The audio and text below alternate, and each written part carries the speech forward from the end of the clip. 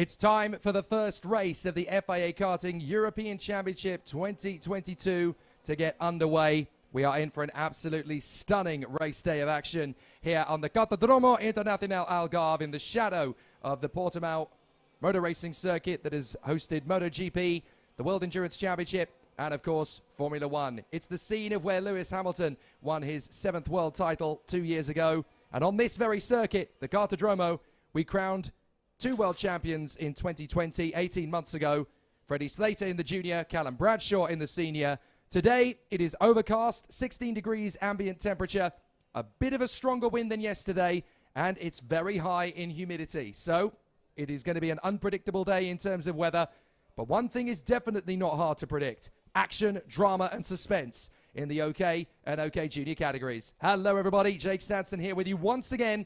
And the battle is definitely going to be raging from the outset. After the qualifying heats yesterday, we have an action-packed, suspense-filled bunch of races that will take us to the finals later today. A pair of races in the OK Junior category and a pair of races in the OK Senior category will give us exactly the tension and drama that we wanted coming up into the final part of the day. Superheat A will be the way we start things off in the Junior category. And it is definitely going to be very exciting from the get-go. The man who conquered all over the course of the Friday and Saturday qualifying heats is the man who runs from the front. We caught up with him in the press conference yesterday. His name for the Koski Motorsport team is Dmitry Matveev.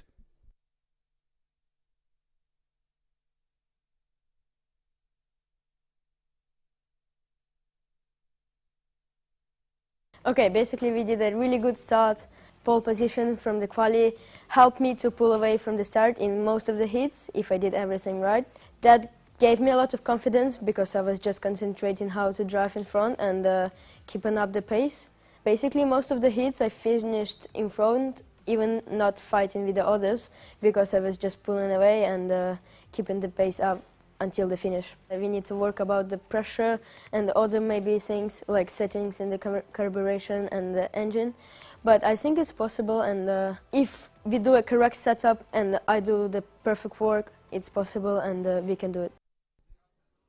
The winner of 4 out of 5 races yesterday, Dmitry Matveev. It'll be a very intense battle for him as he goes on the front row of the grid alongside the young superstar from Ukraine for the Ricky Flynn Motorsport team on the Lando Norris car chassis, Alexander Bondarev. And what a battle he is going to have from the Jan Pizadowski of Poland for the Tony Kart Factory team will be 3rd on the starting lineup with Anatoly Kowalkin on the Paralin. He'll be in 4th position on the starting grid on the outside of row 2. Row 3 will see the young up-and-coming superstar from Great Britain, Alfie Slater, very much continuing the tradition of the Slater family as he continues on the 3rd row of the starting grid on the inside line, also for the Ricky Flynn Motorsport team.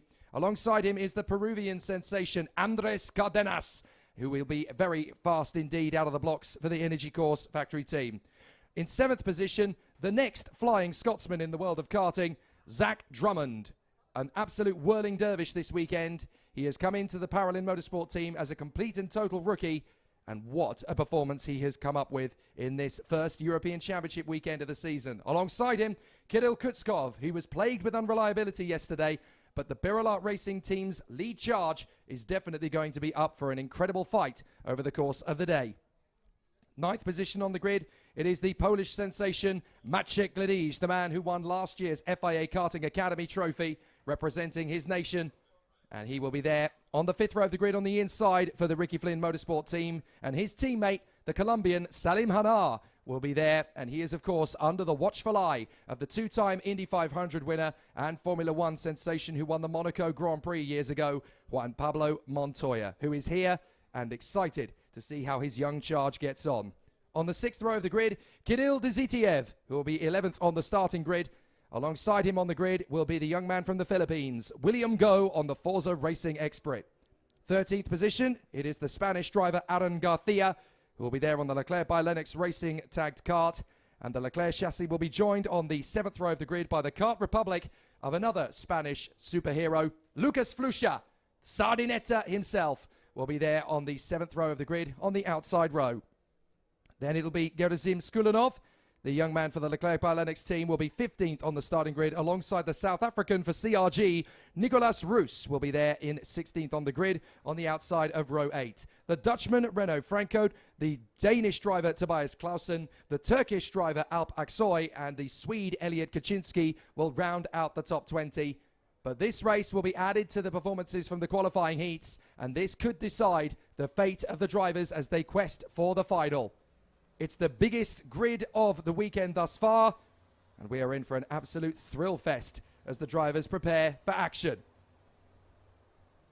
So Dmitry Matveev and Alexander Bondarev will be on the front row of the starting grid. Then Jan Pesarovsky and Anatoly Kavalkin, Alfie Slater and Andres Cardenas from Zach Drummond and Kirill Kutskov, Maciej Ledij and Salim Hanar from Kirill Dezitiev and William Go, Aaron Garcia and Lucas Flusha from Gerasim Skulinov and Nicolas Roos, Renault Franco and Tobias Clausen from Alp Hazan Aksoy and Elliot Kaczynski, Enea Frey and Marcel Kaspricki, Matthias Orguela and Jendra Pezel, Kian Farin and Thomas Kinsey, Sandro Perez and Gazi Motlakar from Tiziano Monza, Dante Vinci, Ivo Besterda, Luna Flusha, Dinan Devos and Abhay Mohan Kumar.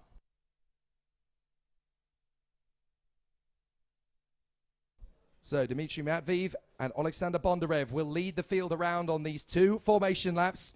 That has been decided by the race director, Nigel Edwards, who is atop the starting gantry, and he will control the pace of the field as they go round. On the second formation lap, there is going to be a very exciting drama and a battle for them as they continue on their way.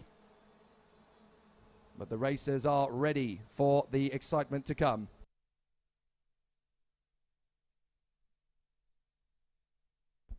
So Matveev and Bondarev are in the front row of the starting grid. Pesarovsky and Kavalkin are on the second row. Alfie Slater and Andres Cardenas on the third.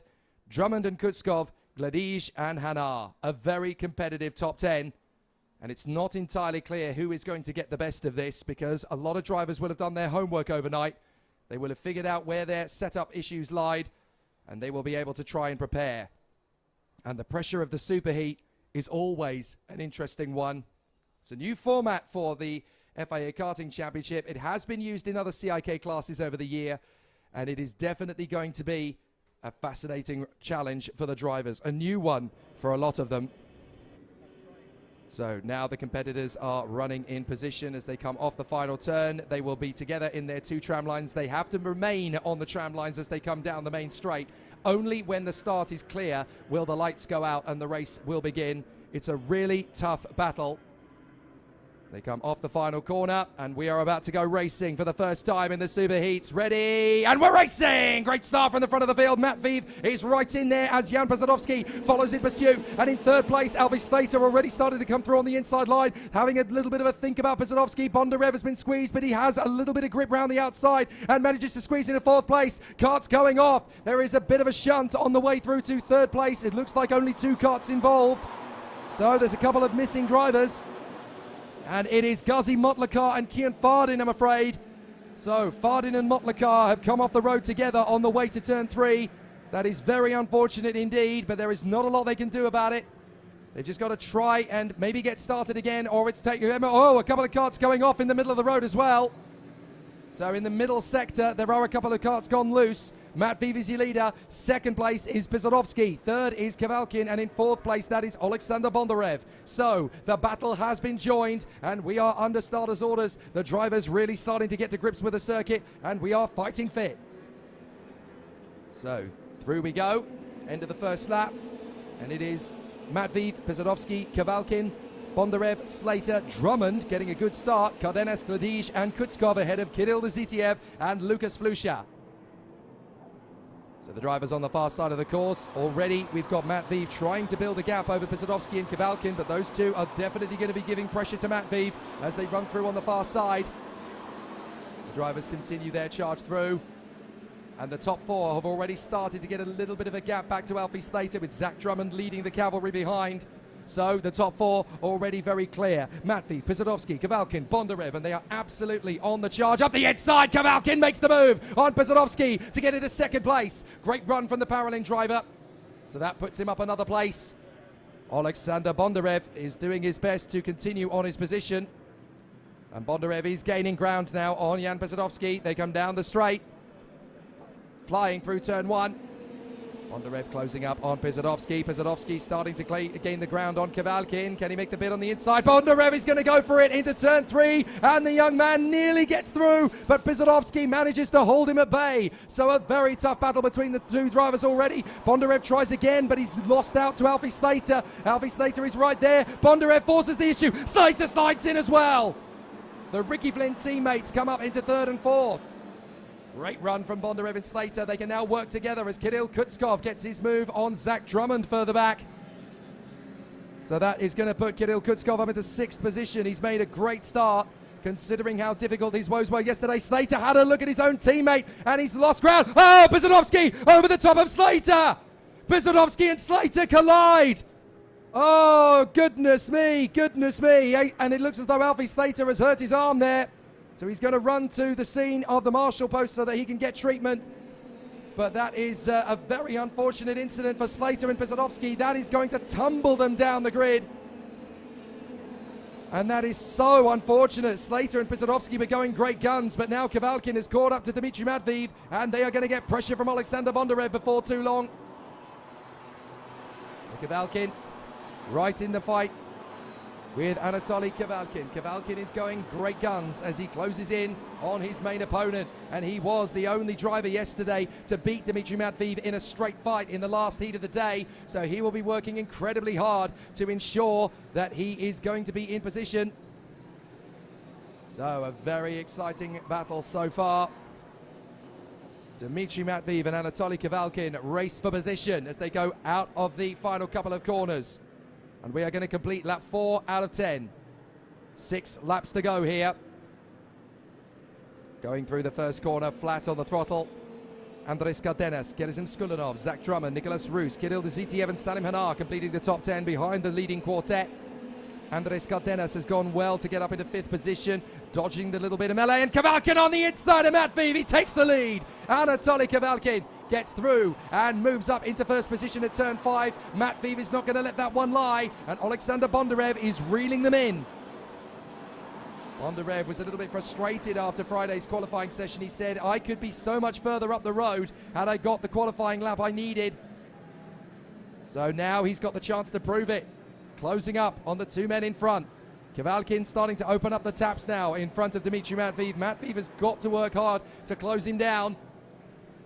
Anatoly Kavalkin could easily take the pole position for the final with this kind of performance. It's going to be very close indeed. But certainly Kavalkin in front of the provisional pole sitter for the final, Dmitry Matveev. And this is going to be a real thorn in the side for the Koski Motorsport driver. But the Paralin Motorsport ace holds the advantage at the moment. Anatoly Kavalkin in front of Dmitry Matveev, but Alexander Bondarev is reeling them in. He's eating into the gap little by little, taking ground. Out of the left, sweeping into the next left-hander, up to the double apex.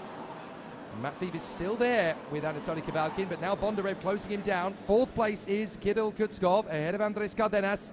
Gerizim Skulanov has managed to get himself some clear air in 6th position, and then leading the charge behind. 7th downwards is an absolute freight train. Drummond, Dzitiev, Hanna, Frey, Flusha, Rus, Aksoy and Basil. And in the mix there as well, Tiziano Monza, the Singaporean, is at the back of the train. So a fantastic run, and joining in with that train is young Luna Flusha. She has worked her way forward, I do believe. So she is starting to get into that little mix of drivers. But Dmitry Matveev still hanging it out, right in behind Anatoly Kavalkin. Alexander Bondarev getting very close to them. They've got 4 laps to go. This is not going to be easy to hold on to for Anatoly Kavalkin, because Matveev and Bondarev are really close. And this is where we're going to start to see the first major tussle of the weekend. Matveev getting close. This is not going to be easy at all. Kavalkin, Matveev, Bondarev. Who is going to make the first blink? Bondarev gets the fastest lap of the race.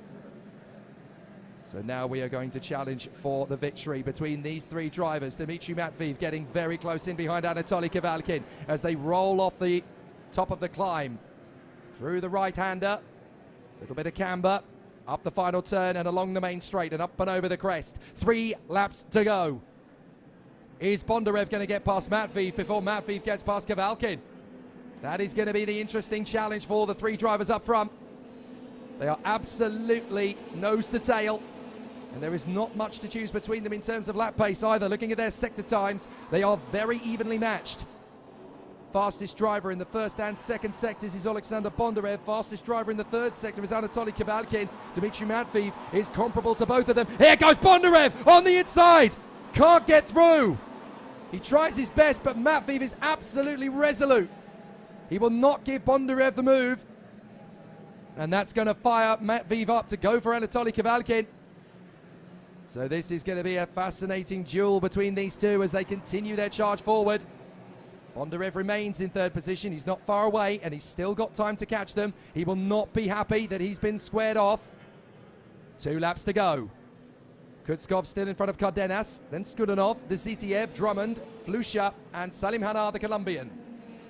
That's the top 10 at this precise moment, although Tiziano Monza has started picking them off one by one, and now he's into 10th place ahead of Hanna, Frey, Roos, and Pazel.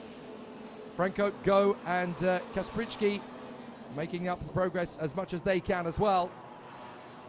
But it's an absolute freight train from Dzitiev all the way down to Dinan De Vos at the back of the field. They are absolutely nose to tail. So one driver makes it even slightly askew, and the rest of the drivers are going to benefit. Anatoly Kavalkin doing the very best he can to ensure that he is going to get this win going away. But Dmitry Matveev trying to close up. And Alexander Bondarev going with him.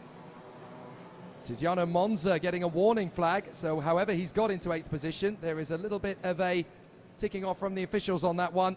Last lap begins. Can Matveev do anything about Anatoly Kavalkin up front? Kavalkin, Matveev, Bondarev. This is going to be a fascinating duel all the way to the finish line. But can Matveev get close enough to do anything about Anatoly Kavalkin, or will he have to save his best until the final? Bondarev sets the fastest lap of the race in his bid to get back on terms with Matveev and Kavalkin. Matveev's really got to push this, but Kavalkin already has a little bit of daylight between himself and Matveev. That's going to be hard to get run. Essentially, he's got to hope that Kavalkin goes ultra defensive in the final sector, but he doesn't need to. All he has to do is hold the racing line, and he has got this one sorted out. He does go protective on the middle of the sector, but it's not going to be a massive issue. Kavalkin is going to hold this in front of Matveev and Bondarev. Bondarev doing everything he can, still riding in the seat, trying to get the momentum up, but it's going to be Anatoly Kavalkin. He will take the win in the superheat. Second for Matveev, third for Bondarev. A great battle coming in the final between those three. Kutskov, Cardenas, and Skudunov come through in the top 6. Great battles all the way through. And a terrific set of racers complete the race in very close fashion. And there are going to be just 30 finishers. The last of those is going to be Jan Pisarovsky after his incident with Alfie Slater. He managed to get going again and recover, but it hasn't really come to anything. So a very tricky scenario and a very tough situation out there on the course. The 4 retirements, Alfie Slater, Abhay Mohan Kumar, and then on the very first lap we had Kian Fardin and Ghazi Motlakar going off the road at turn 3. So a very tough start to the finals day here at Portimao. But for Anatoly Kavalkin, he leads by example and grabs the race victory away from Dmitry Matveev, who has been the dominant force of the weekend. But Alexander Bondarev is always there, ready for his opportunity. So Anatoly Kavalkin takes the win from Dmitry Matveev. Alexander Bondarev in third from Kirill Kutskov and Andres Cardenas. Gerasim Skudunov and Kirill Dzitiev from Tiziano Monza and Lucas Flusha. Enea Frey completes the top 10 with his teammate Salim Hanar in close proximity. Then Nicolas Roos and Jindra Pazel, Renaud Francote and Zach Drummond from William Go, Marcel Kaspritsky and Tobias Clausen. 19th place for Matthias Orwela in front of Elliot Kaczynski. And then it is Thomas Kinsey ahead of Sandro Perez, Alp Hasanaksoy ahead of Luna Flusha, Dante Vinci finishes ahead of a very unhappy Maciek Gledij, Aaron Garcia, Ivo Besterda, Dinan De Vos and Jan Pisarovsky. 2 retirements on the track, Alfie Slater and Abhay Mohan Kumar. And I'm afraid on the very first lap, we lost Kian Fardin and Ghazi Motlakar, who did not complete the race distance. So that is the first of the superheats done and dusted. A very tricky opening race then in the superheats for the juniors, and they've definitely given us a little bit of excitement out there on the course. So there's only more to come as the race pushes on in fantastic fashion. Great racing here at Portimao in the first. The second is not far away. While we're building up to that, let's ride on board on a lap around the circuit with the OK Junior category's local hero, Maria Germano Nito. So she powers down the home straight, flat out through the course in turn 1. It's already a very fast speed that they're reaching, and they come up towards the second corner. You're starting to brake, then you come back on hard into the tight right-hander hairpin. Up through the left, it's another blip of the throttle rather than a brake, because you've already done all the hard work there into turn 3. Out through turn 5, you manage to carry a little bit of curve on the exit, just a dash, then flying through turn 6, keeping the car off the curbs. You do the same thing through 7, because you need to get yourself nice and prepared for this double left apex. Center of the road, keep it nice and present, and then you go through turn 10, dropping down, out through the right-hander, kiss the curb on the far side, back in tight on the right-hander, plenty of curb on the exit, because that corrects you, ready for the big stop, up the camber, turn 12, back in through the double left apex. You've got to keep it nice and central, otherwise the card is going to snap away. Up to 15, up the camber, turn right, collect a little bit of curb on the exit, then correct it nicely for the final turn, up and over the crest, and that is 1.53 kilometers of Portimao. A very fast lap indeed, and a very exciting battle that the drivers are going to face over the course of this second superheat, and then of course the following final. Keeping it in the top 5 is all a lot of the drivers can hope for. It's very exciting, very close, and the drivers have obviously got to work incredibly hard to make sure they are in the right place at the right time. The sun is starting to poke out through the clouds now, which will hopefully warm up the circuit a touch. It'll be about 25, 26 degrees Celsius track temperature at this point. So that's obviously going to be an interesting battle for the competitors, as they will have set the carts up potentially in terms of tyre pressures for a little bit cooler than that. Obviously it was prior to this race, so as the circuit temperature rises through the race, that could make things a little bit interesting in terms of trying to find a decent balance. They've obviously got to try and get a little bit of a variance between engine power down the straights and a little bit of mechanical grip in the corners. You obviously want to try and get as high a top speed as you can, whilst also making sure that the kart will actually turn in and grip without too much wheel spin in the corners. Otherwise you compromise yourself. The time you lose in the corners can actually add up to more time than you gain in the straight line. So it's always a bit of a fine balancing act here at Portimao. It's one of the reasons the drivers love it, because the challenge is absolutely fever pitch. So we get ready for Superheat B, and on the front row of the grid, a pair of exceptional talents. In pole position, the British star for Sodi Kart, Nathan Tighe, helping to return the Sodi Kart name to its rightful place at the front end of the karting world. They've had a couple of seasons of disappointments. This year, it looks as if they are back, and back with a vengeance. It'll be fascinating to see how it all plays out for them. On the second position of the grid, on the outside of the front row, René Lammers in the famous Racing Team Nederland colours that have been combined with the Paralin Motorsport livery machines. And it looks absolutely fabulous as René Lammers continues the racing family's chapter in the world of karting in Europe. Jules Caranta of France for the Energy Course factory team will be alongside his Hungarian teammate Martin Molnar. The duo have been absolutely exceptional this weekend, thanks to the hard work by the likes of Mick Panigada, Thomas Stolchamanis and the rest of the crew. They really have managed to bring the Energy Course karts, all of them, towards the front end of the field, and that is fantastic to see. Fifth position on the grid, the Hungarian star Adam Hideg, who is racing on the Alonso kart chassis in the famous racing colours of the two-time world champion. And the Alonso kart chassis, part of the Kart Republic group, doing a great job from the third row of the grid. The young Hungarian really starting to take on some authority out there on the course. Thomas Strauven, the Belgian, will be on the Lando Norris chassis for the Ricky Flynn Motorsport team, and the young Belgian will be there on the third row of the grid. Seventh place on the starting grid is the British driver Lewis Werrell, who is still really taking his first steps in European competition. Had a fabulous opportunity to race in the international finals of his beloved Miami years ago. Last year, and managed to come through to win the mini title. Now he's a junior for the Forza Racing team on the Expert chassis, and Jamie Croxford and the boys really have given him the tools to get the job done up in the top 10.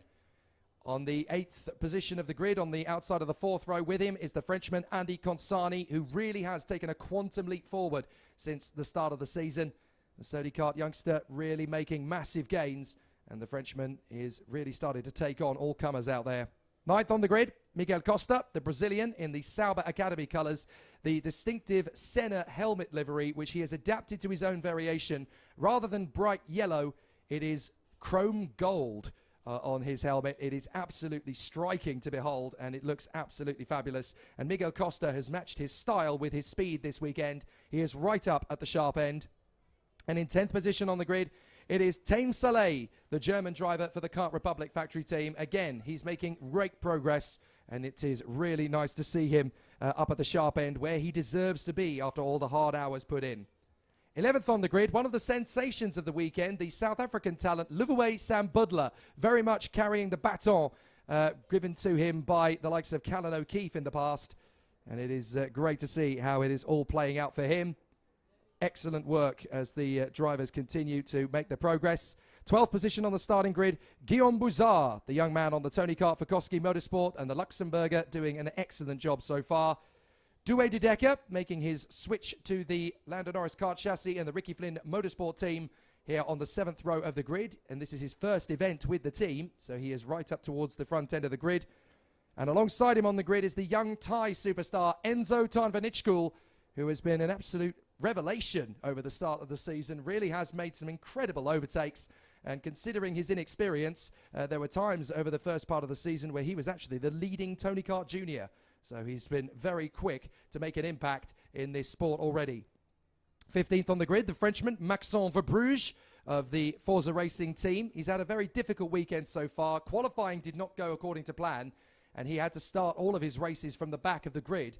But the very fact that he's now in the midfield shows you that Maxime Verbruge is making massive steps forward, and if he gets a decent run in the superheat, he could even start from the sharp end of the field.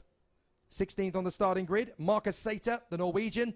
A very solid weekend for him in the Ward Racing Tony Kart. He has plenty of opportunities to move his way forward as well. 17th place on the starting grid for the Danish driver Louis Leveau. It's a racing season of development for him as he keeps on making progress, keeps making strides forward. He's getting faster and faster all the time. It's not going to be long at all before the Sodi Kart Dane joins his teammates up in the top 10. 18th on the grid for Newman Shi. Another great weekend for him considering how poor his qualifying was. He had to start all of his races from the back of the grid, and there he is in 18th on the grid for the superheat. So again, massive progress made by the Chinese talent, and he's definitely not going to be at the back of the field in this one. 19th place for Len Nyes. Strong qualifying, difficult performances in the heats because he's not had an awful lot of luck over the course of these 5 qualifying heats in lead up to it. But his qualifying speed alone demonstrates that he should be towards the sharp end. So if he gets a good superheat, he'll be right back where he should have been starting most of the races this weekend. Alongside him on the grid, Griffin Peebles, the youngster, who has been making great progress for the Koski Motorsport team. And he is definitely making a massive progress as he continues his journey up through the ranks. And that is your top 20. Hello to all those of you who are watching, wherever you are watching from, whether it's on motorsport.tv, whether you're watching on the FIA Karting YouTube channel, or if you're watching on the FIA Karting Championship Facebook page. Drop us a comment or cheer on who it is that you're racing for. Hello to everybody who is watching. I know that Neil Russell certainly is. He's been giving me messages since 6 a.m. this morning. He was very excited about the European Championship. He couldn't sleep for how excited he was for it. So I hope you're enjoying the racing so far. 1 down and 5 to go as far as today is concerned, Neil. So you've got plenty of great racing action ahead of you, as has everybody else who is tuned in. So the yellow light has come on at the end of the pit lane. That signals that we are 30 seconds away from the drivers being released out onto the circuit for their 2 formation laps. They go out onto the circuit, do a lap, and then they complete a second formation lap. A little bit of discrepancy for this opening weekend of the season, as race director Nigel Edwards is always very keen to give the youngsters who are new to the sport a chance to bed in and develop themselves. You've got to remember that certainly in the junior category in particular, the drivers have come fresh out of their regional, domestic and national competitions straight into the world of FIA karting, which is such a quantum leap forward. So much faster, so much more physical, so much more pressure. So here is the starting grid for the second superheat. Nathan Tye and René Lammers from Jules Caranta and Martin Molnar. Adam Hideg and Thomas Strauven from Lewis Werrell and Adi Consani. Miguel Costa and Tame Saleh from Ludovic Sambudla and Guillaume Bouzard. Douwe de Decker and Enzo Tan van Nitschkel. Maxon Verbruge and Marcus Seita from Louis Leveau and Newman Chi. Len Nyes and Griffin Peebles from Leo Nilsson and Sebastian Kaupeng. Jimmy Helias and Edu Robinson from Arthur Dorisson and Jensen Burnett. Nicolas Schaufler, Jens Truer, Giacomo Pedrini, Nico Lanalati, Alexander Dahlstrom, Emanuele Olivieri, and at the back of the grid, it is Maria Germano Nito. So there are two names missing from the fray, unfortunately, as they are not going to be taking up the start in the races today. That is, rather sadly, the Romanian Zoe Florescu and the Portuguese driver Francisco Macedo, who will not be taking up the start of races today after they were sadly excluded from competition yesterday for front-fairing infringements. So they complete the first out lap, and then they will do the second and final formation lap. And that basically gives them the chance to warm up the tyres and brakes to the optimum temperature, ready for race battle.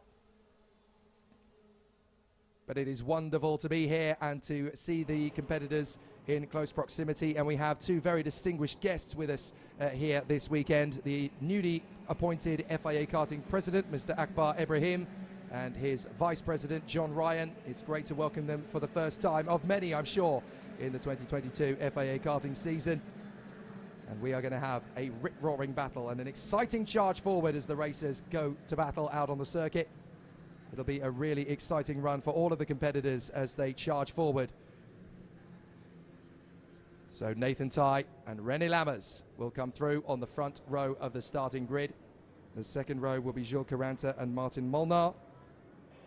Hideg, Strauven, Werrell, Consani, Costa, Saleh, Sambudla, Bouzard, de Decker and Tan van Nitschkel. Should be a fascinating encounter, this one. Plenty of drivers want to get themselves back into contention, having had difficult days at the office on Friday and Saturday. This is their last chance to book themselves a decent place on the grid for the final. They come off the final turn. Are we going to go racing this time? Yes, we do! And up to the first corner, side by side. A good start from the Paralin on the even side of the grid, but he's going to lose out just in pure momentum, which is come to be expected on the run to the first couple of corners. And running wide!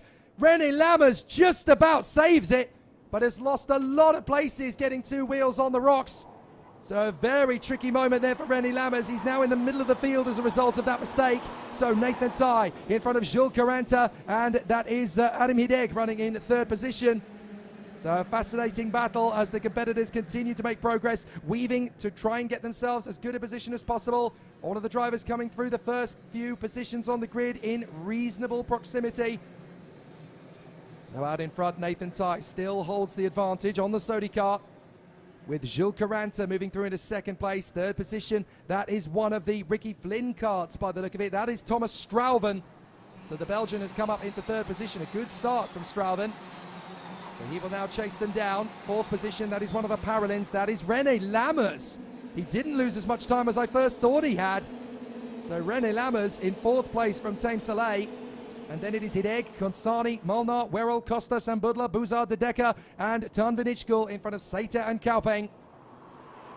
So the first lap completed, and a phenomenal battle still to come from the drivers, but Nathan Tye trying to extend his gap at this early stage of proceedings. Third position for Thomas Strauven, René Lammers in P4. So already a fairly exciting battle for them. Saleh is there in P5 ahead of Adam Hideg. And there is still going to be a few choice battles to come from the drivers as they start to work their magic. A little bit of a move there from Strauven just to protect from Lammers, but also to get a little bit of intimidation into the mindset of Jules Caranta. They come up the top of the climb, through the right, up on the curbs and through the right again as they come up and over the top of the crest. And flying flat on the throttle, they carry the speed all the way through to turn 1, continue it on through to turn 2, then they start to ease off, then brake, and into turn 3, up on the inside. That is a lovely move from René Lammers. He gets into third position, past the Belgian, Thomas Strauven. So Strauven is going to have to fight back, which he does instantly. Strauven gets Lammers straight back onto the switcheroo. He comes through and gets the position. So now they come through, turn 6, turn 7, up to the double apex at 8 and 9.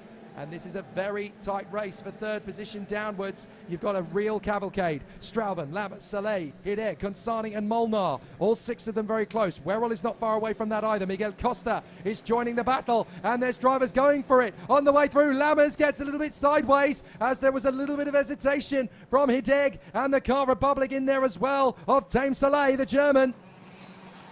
A lot of hesitation there as the drivers had to back out of the brakes, back out of the throttle. So that shuffled the deck a tiny bit. Ty and Caranta are well clear. Then it's Strauven on his own. Lammers, Hideg, Consani, Saleh, Molnar and Werrell. Costa is in top 10 and Adam Hideg has been given a warning flag for that.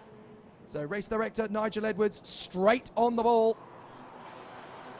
Out of turn 5. Oh, and a little bit of tussling for position in the middle of that gaggle as well. There's 2 or 3 drivers gunning for the moves. And I think Guillaume Bouzard has made up 2 places in one go as the Kart Republic teammates have got a little too close to each other. That's Tame Saleh and Liverway Sam Budler. They just got a little bit too tangled up with each other.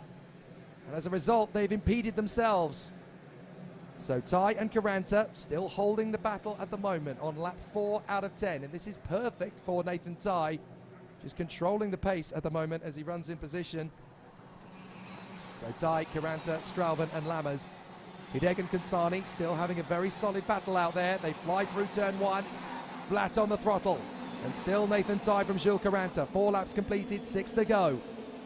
And as it stands, it would be Dimitri Matveev who lines up in pole position for the final with Nathan Ty alongside him and Alexander Bondarev in 3rd on the grid. That would be the perfect position for the young man from Ukraine, watching on the sidelines, because he'll be right where he needs to be. There's still a long way to go in this race though. It's not done yet. Nathan Ty has Jules Caranta in pursuit. Adam Hideg in 5th position behind René Lammers. He's been warned already for a couple of eager moves as the rest of the field starts to slide around in the middle of the gaggle. A lot of drivers trying to crack the issue and move up, but it's not going to be very easy to settle this out. A couple of moves in the middle of the gaggle there. I think that was Costa trying to get through on Bouzard and having to bail out of the move. Up the hill, the battle raging for 4th position downwards. This is Lammers, Hideg and Consani. Lammers, Consani and Hideg, because that's the order that they're in. And right behind them, that is Martin Molnar, the Hungarian. Lammers has pulled a little bit of distance between them. So Consani, Hideg and Molnar dueling away for 5th position. This is probably the closest battle in the top 10 at the moment between these 3. Thomas Strauven sets the fastest lap in his pursuit of Jules Caranta.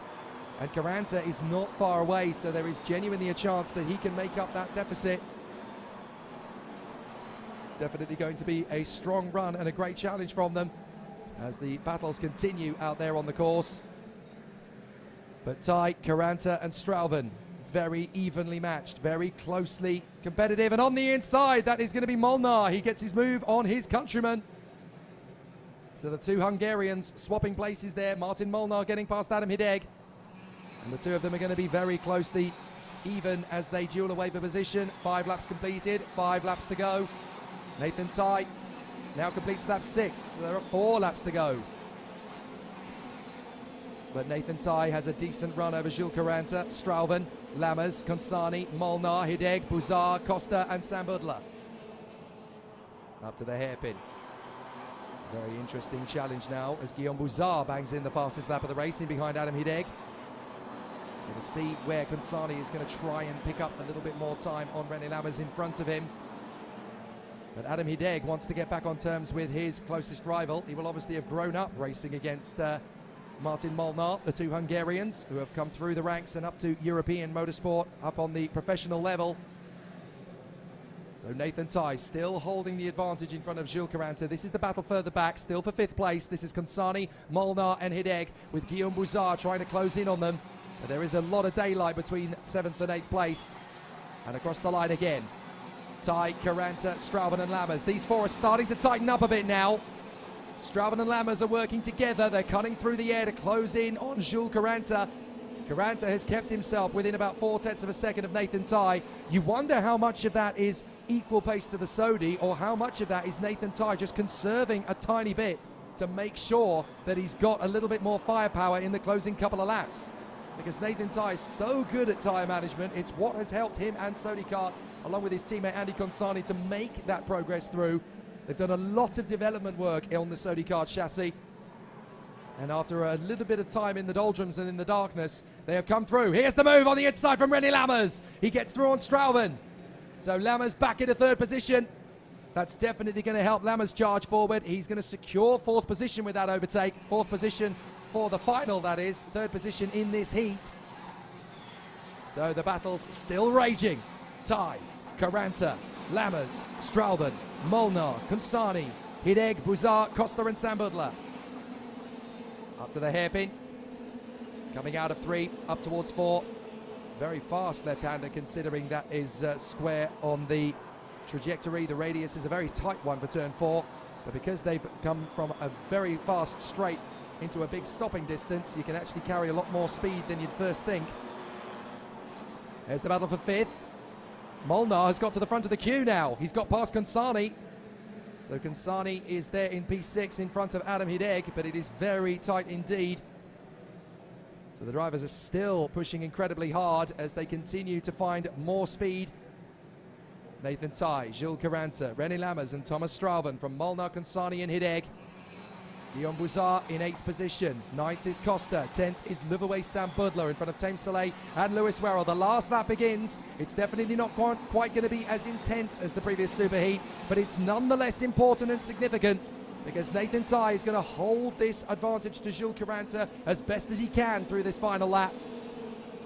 He needs to try and keep it nice and even. Just trying to keep it nice and tidy all the way through this final lap. Caranta can't quite get close enough. Nathan Tai just managing his kart all the way through this superheat. He's never needed to push harder than he's had to. He's keeping it nice and tidy. Second place for Caranta will be a strong return of his result. That's going to put him in 6th position on the starting grid for the final.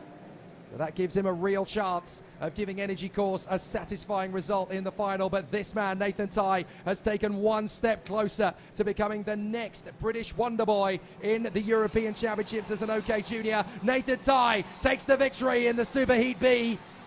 And that is a very important win, probably his most important in karting to date. That will put him on the front row of the starting grid for the OK Junior final this afternoon.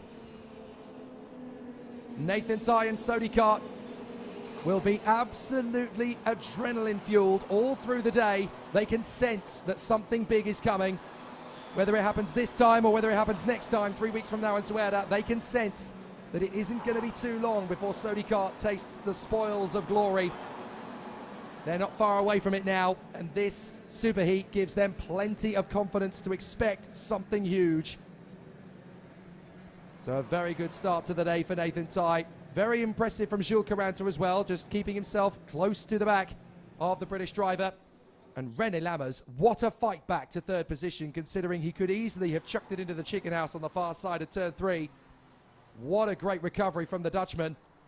3rd position, and rightly so, and he will start from 4th on the grid in the final.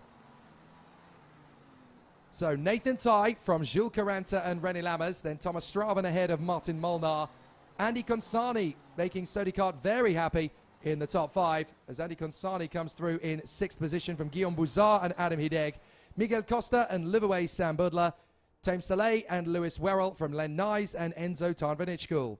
Edu Robinson ahead of Marcus Sater from Douai de Decker and Louis Laveau. 19th place was Sebastian Kaupeng from Newman Chi and Griffin Peebles. Jens Truer came home next up.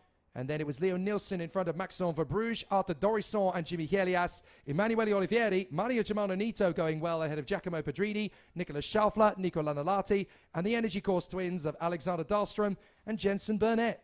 And a very pleasant surprise, every single driver in the Superheat managed to take the finish.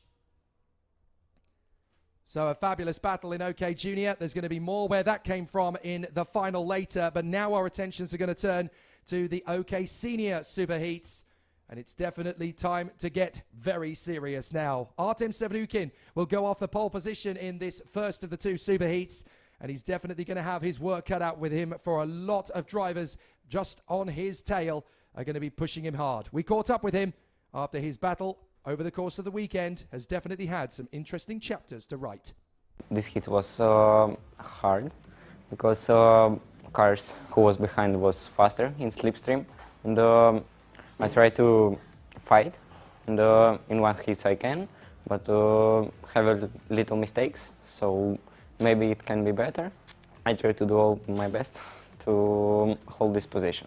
I try to stay calm and don't be worried about it, and just I think I need just go for the win. So for the Ward Racing driver, he has a real, genuine opportunity to claim all before him. He's had a very busy weekend in the build-up to this. OK Senior has actually been a lot tighter than OK Junior has been, because with OK Junior there's been 2 or 3 drivers who have looked stronger than the most over the course of the weekend. In OK Senior there's about 7 drivers who can win the final because they are very evenly matched. And this is obviously going to be the toughest race class of the weekend. So we're going to see some really exciting and action-packed competition in these 2 superheats, as only 36 drivers can make the final out of the 71 that entered this weekend. So it's definitely going to be very tricky to predict who is going to come out on top. But now it is time for the drivers to really bring out their best. On the front of the grid, it is going to be sorry, we've already talked about him. Artem Sevrukin is going to be the one on top. I just automatically looked at my timing screen. I do apologize. OK Senior battle for the superheat is going to see the very impressive Artem Sevrukin on the front of the grid alongside the reigning world champion, the Finn Tukka Tarpanen, who has been absolutely mighty since the midpoint of last year, and who just cannot stop winning. But he would dearly love to add the European Championship to his World Championship accolade that he won so brilliantly at Campios last year. And I do note that I have spotted Martin Ruvers in the paddock this morning, so it is great to see him and the rest of the crew who have popped over the Portuguese border to come and watch the final. It's a wonderful community, FIA Karting. We get friends and family from all 4 corners of the globe popping over. They can't get enough of this sport. And just to give you the idea and indication of the kind of passion and fever that runs through this sport, you don't just have karting superstars that come here time and time again. We have Formula 1 personalities here as well. Juan Pablo Montoya, of course, is looking after the junior racing driver Salim Hanar. And obviously we've had presence from all sorts of people over the years. I know that many British touring car, world touring car champions and Le Mans winners have been popping in and out over the years. It's been quite exciting to see the dynasties of great racing drivers continue. Rentaro Sato is going to be coming out in these OK Senior Superheats, and he is, of course, the son of the former Formula 1 driver and 2-time Indy 500 winner Takuma Sato, who is racing out in Long Beach, California this weekend in the Indy cars, and I'm sure he'll be keeping an eye on his son's progress. And, of course, we've just seen René Lammers out on track. Well, he is the son of the great Le Mans and Formula 1 legend Jan Lammers. So there's a lot of big world motorsport connection, I suppose, is one of the technical terms, although many of us, of course, still believe that FIA karting is the pinnacle of motorsport. It doesn't get much tougher. It doesn't get much more physically demanding. You've got to remember that over the course of a race weekend in FIA karting, you will race in more races in one weekend than you ever will in any other form of motorsport. If you get to the world of touring cars or what have you, or GT or single-seaters, then you'll have 2, possibly 3 races maximum over the course of a weekend. In FIA karting, if you make it to the final, you'll have 7. So it really is incredibly physical. You are tested to the absolute peak of your physical ability from a very tender age as well. The drivers compete as young as 11 in the OK Junior category, 11 to 14. You can become a senior in the year you turn 14. So the 2 youngest drivers in the OK Senior category are Enzo Deligny and Freddie Slater, who are both still just 13 years of age. But as they turn 14 over the course of the year, they are eligible to race in FIA karting. It is such a tough and physical discipline.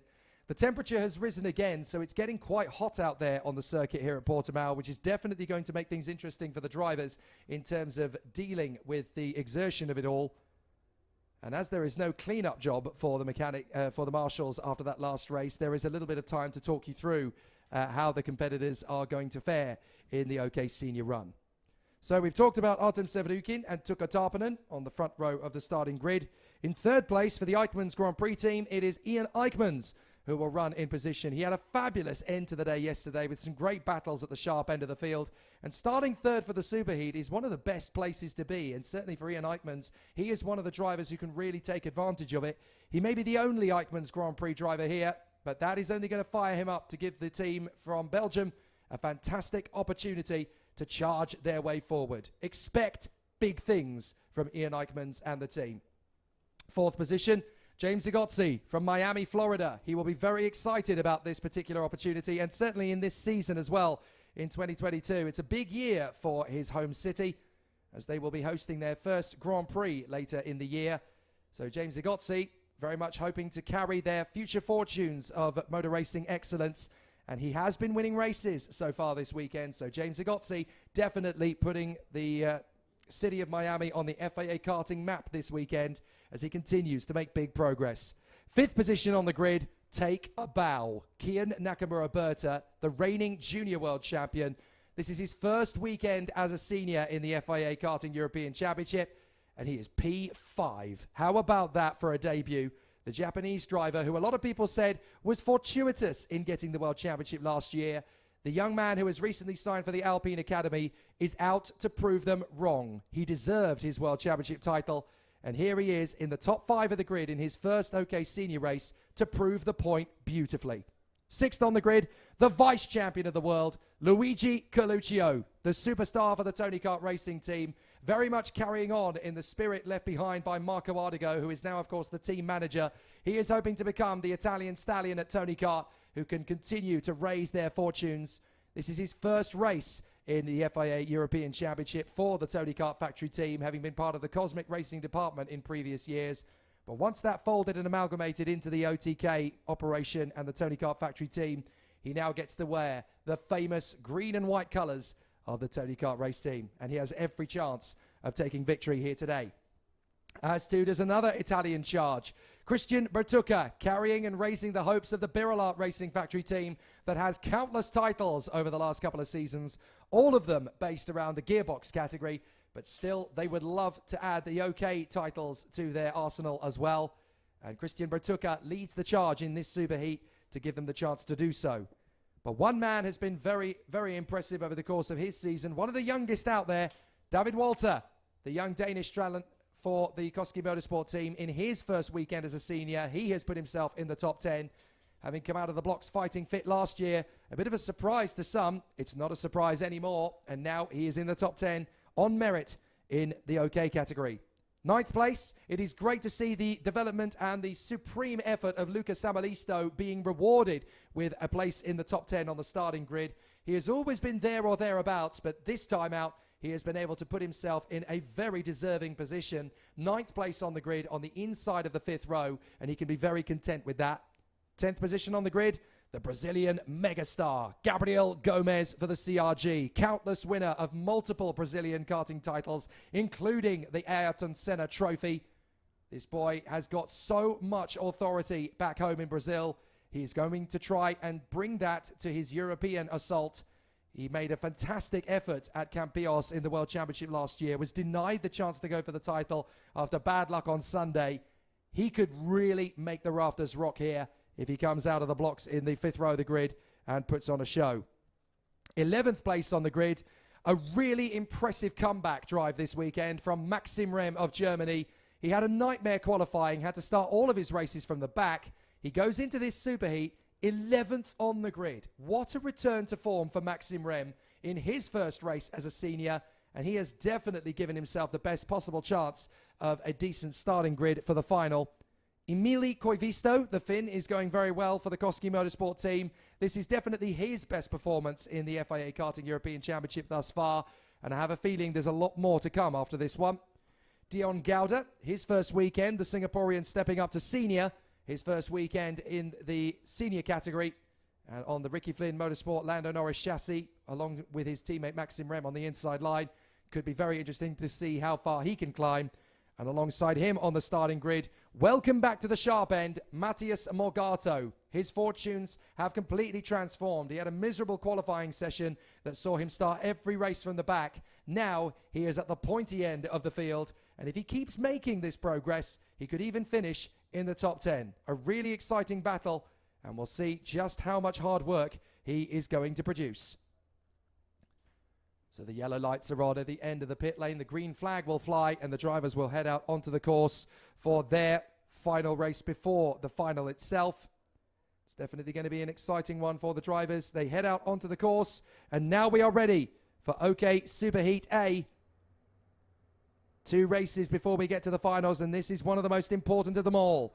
Artem Severukin and Tuukka Tarpanen from Ian Eichmans and James Agotzi, Kia Nakamura Berta and Luigi Coluccio, Christian Bertucca and David Walter, Lucas Samalisto and Gabriel Gomez, Maxim Rem and Emili Koivisto, Dion Gauda and Matthias Morgato, Keanu Arazzari and Rafael Modanese, Matteo De Palo and Nacho Tunion, Karol Pazovic and Joel Bergstrom, then Rashid Aldaheri and Arthur Rojon, Malo Bollier and Albin Sturesen, Caspian Hagman and Arda Topinen, Nicolo Kuman and Jacob Rashki, Alva Simasvara, Ricky Liu, Jacobus Bogdanovicius, Andrea Vibriantit, Max Evicht, David Sobrero, Eric Genet and Francesco Marenghi.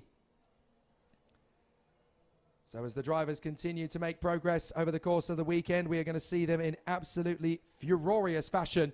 14 laps of the circuit to come. This is going to be the longest race of the weekend thus far for the seniors, but they will have an even longer race to battle for come the final. But for Artem Severukin, the pressure has never been higher than it is at this point. The superheat in the FIA European Championship. A tough battle awaits him as he's going to go to battle with Tuukka Tarpanen, the reigning world champion, on the front row of the grid beside him. A very quiet and very amiable Finn. He's there in second position on the grid. He really has warmed up ever since he won the world title. He was always very calm, very quiet, very shy, and almost nervous when he was in the paddock. He only wanted to put his helmet on and go racing. Now he is laid back, he is chilled, he is confident, and he is a much more excitable character. It really has changed him for the better, winning the world title. There's some great drivers to watch out for in the middle of this field. We got all the way up to the 7th row, but watch out for the man 15th on the grid. Keanu Alazzari was absolutely mighty yesterday when he had the opportunities to come his way. On 3 occasions yesterday, he went from 12th on the grid to the top 6 in the opening lap. So he has plenty of speed and opportunity. Now he just needs to convert it into a decent starting position for the final, and who knows where he could end up in his first weekend as an OK senior. There are a few drivers in the fray that could make a bit of an impact in this one. De Palo, Modanese, Pazovic, Aldaheri, and probably Malo Bollier as well. Let's see how they're all going to go in this first superheat as we are racing. Great start from Severukin. Eichmans goes with him. So does Nakamura Berta and Bertucca. So they all go through together. Somebody off on the road there on the far side. That is one of the Leclerc chassis, I think. So the Leclerc by Lennox team driver has fallen off the road there in the middle of the pack. I wonder if that might well be, I can't quite make out who it is, that might be Rafael Modanese, the Peruvian. Emili Koivisto has run right off the road there as well. So Emili Koivisto has gone into the barriers at turn 1. The barriers are dislodged. There is Koivisto walking away, so at least he's all right.